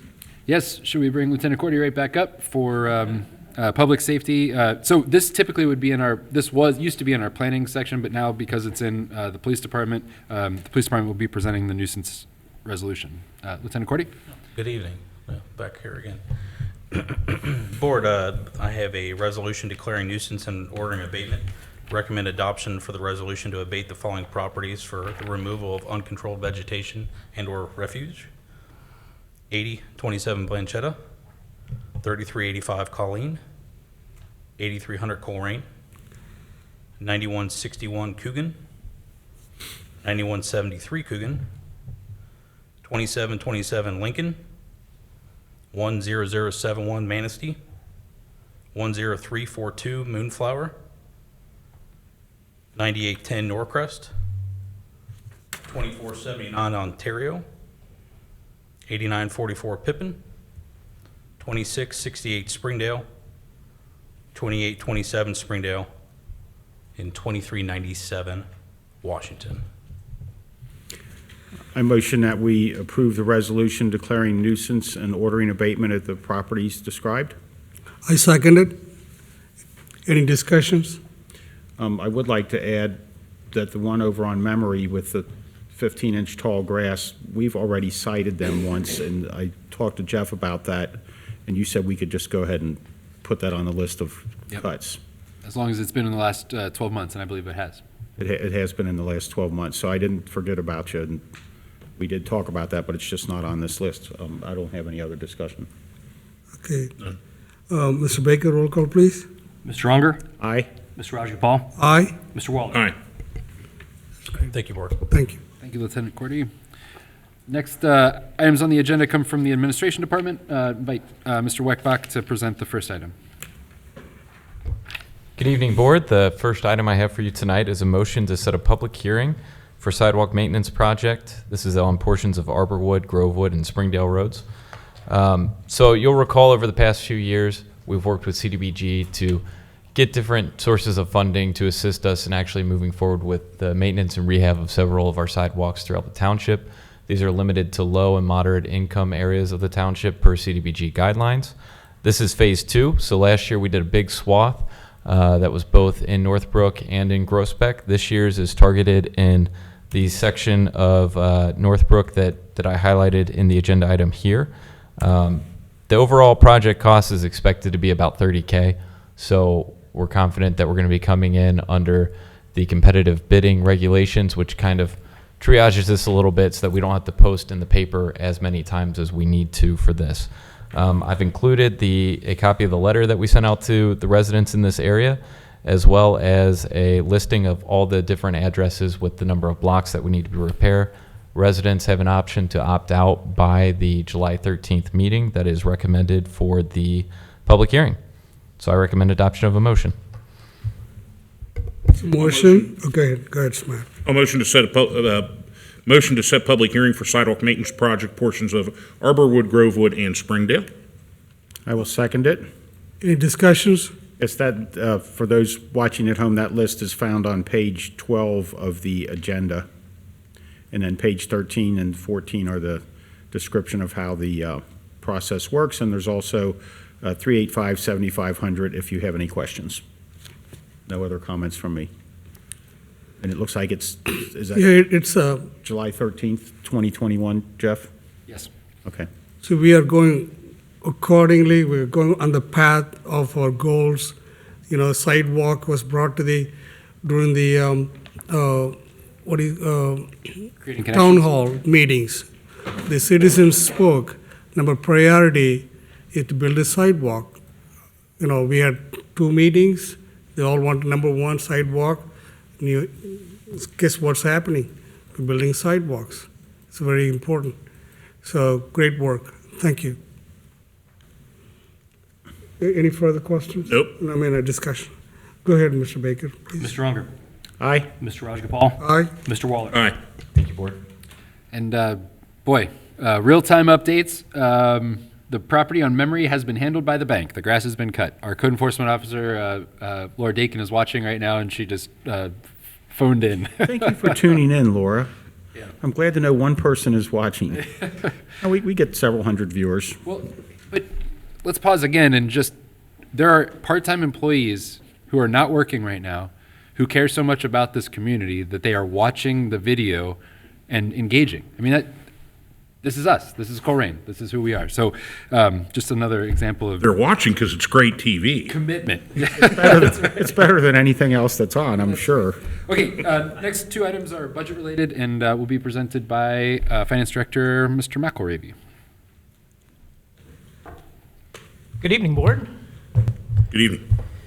Just as with the prior item, the next item on your agenda is a motion to set a public hearing. As Mr. Mills mentioned, it's almost budget season, and the first step in that process is the approval of the tax budget so that that budget can be forwarded on to the county for their approval, which sets the stage for the revenue side of our budget and the strategic planning process that goes with the expenditure side of the budget. So this motion calls for a public hearing to be held on June 22nd at 2021 as part of the regular meeting here in trustee chambers, and the staff recommendation is adoption of the motion to set a public hearing. I'll motion to set the public hearing for the tax budget. I second it. Any discussions? None. It's June 22nd, 2021 at 7 o'clock in this very room. Okay. Mr. Baker, roll call, please. Mr. Unger. Aye. Mr. Rajagopal. Aye. Mr. Waller. Aye. Great. The next item is a resolution authorizing the creation of a new fund, and this is the first step in the process to be able to accept funds from the federal government as a result of the American Rescue Plan. I will motion to authorize the creation of a new fund for the American Rescue Plan funds. I will second that resolution. Any discussions? None from me. I think it's a great way to go. Thank you. Jeff? Good. Any further discussions? No. Okay, thank you for you guys' work. Because of you guys' hard work, we can able to get this rescue fund from the federal government. Thank you very much. A great job. Okay, Mr. Baker, roll call, please. Mr. Unger. Aye. Mr. Rajagopal. Aye. Mr. Waller. Aye. Did we get the check yet for that? No. No. It said on the presentation mid-May, but I guess it didn't say what year. Well, we should get half of it this year and half of it next year. Okay. Yeah. Okay. Very Thank good. you. Thank you, Board. Thank you, Mr. McElravy. Last item of new business is a motion to appoint members to the Ohio, Kentucky, Indiana Regional Council of Governments Intermodal Coordinating Committee. Recommend the adoption of a motion to appoint Mr. Weckbach as the Colerain Township representative and Ms. O'Connell as the alternate representative to the ICC at OKI. Yeah. A motion to appoint members to the Ohio, Kentucky, Indiana Regional Council of Government Intermodal Coordinating Committee. I'll second that. And by having representation in that group, that helps us find grants. And we're always looking for outside money that's not local property tax dollars, and that's why we are involved in that group. Federal grants and other grants tend to flow to them, and then they decide how it's going to be broken out. And because we have a plan, and because we've had engineered drawings, and because we have other things, that moves us up on the list. And my goal and our goal is to get things done with the minimum impact on local taxpayers. Granted, it is tax dollars, but it's not from people's property taxes. And it's coming back from the federal government. Right, so- and as I said at our last meeting, I think Colerain's always been more of a donor or a payer community as far as we send out tax dollars that never come back to us, so this is a good way that we can sort of even that out a little bit. Did Mr. Weckbach freely agree to do this? All right. Great representation. Blink your eyes, Jeff. No other comments from me. All right. Mr. Baker, roll call, please. Mr. Unger? Aye. Mr. Rajagopal? Aye. Mr. Waller? Aye. Thank you, Board. The next three items are on the consent agenda. Old business, consent items? Okay. You got anything on the old business? No, sir. Okay. The next is consent items. Go ahead. Okay, there are three new hires on the consent agenda. The first one is a recommendation to conditionally hire as a part-time fire department employee, Mr. Jacob Lucan, as a firefighter EMT. He would be eligible to begin Sunday, May 30th, 2021, as a part-time firefighter EMT. Next item on the consent agenda is recommendation to hire a number of folks in the summer camp positions. So the conditional offer of employment as a summer camp counselor was extended to the following individuals: Cole Birkenauer, Taryn Taliff, Janelle Dufresne, Alana Birkenauer, and Rachel Ashton. The wage for this job is between $9.5 and $10.5 per hour for up to 30 hours per week throughout the season. Contingent upon your approval, they'd be able to begin work on May 26th. There was also a conditional offer of employment offered to Assistant Camp Director Jacqueline Welsh at a rate of $12.50 per hour for no more than 40 hours per week throughout the season. That would be contingent upon your approval this evening. She would be able to begin work on May 26, 2021. And finally, there is a recommendation to hire seasonal maintenance workers for our parks. This position was posted. We received applications and conducted interviews. The conditional offer of employment was extended to Tiffany Kim and Jaden Hopkins. The wage for this job is $11 per hour for 40 hours per week throughout the season. Contingent upon your approval here tonight, they would be eligible to begin work May 26th. Recommendation is to approve all consent agenda items. I will motion to approve all the agenda items as provided. I second. Go ahead. I will second it. Any discussions? Yes, on the Jacob Lucan, I'm not sure if I heard you mention it or not, the specified hourly pay rate is $14.94 an hour. I don't think I heard you Thank you. mention that, so otherwise it all looks good. Okay. Roll call, please. Mr. Unger?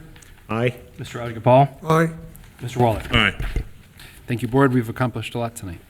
The next on the agenda is a fiscal office report. Thank you, Board. Just a couple brief things tonight. We're getting really close to fulfilling our 100th public records request already this year. We're at 99 tonight. I would suspect that while we were sitting here, we've got several more. So 100 will be coming soon. And the only other thing is received a change request from the Ohio Liquor Board for the Food Mart on Springdale changing its name and LLC to Western Sky Food Mart. Other than that, that's all I have. Mr. Baker, I wanted to ask last meeting, so Bob Evans got a liquor permit? Okay. I didn't know if I misheard that, and I went to go back and... Think of the possibilities. Well... No, biscuit and gravy and beer. Okay. Wow. All right, thanks. All right. The next on the agenda is executive sessions if needed. I don't think so. Finally, it's adjournment. Do I have a motion to adjourn? Motion to adjourn. I will second it. Any discussions? Mr. Baker, roll call, please. Mr. Unger, Aye. Mr. Rajagopal, Aye. Mr. Waller. Aye. It's 9:01 Meeting, 9:01 PM, Raj. Good At work. 9:01 PM, the meeting is adjourned. Thank you for coming to the meeting and also watching on TV.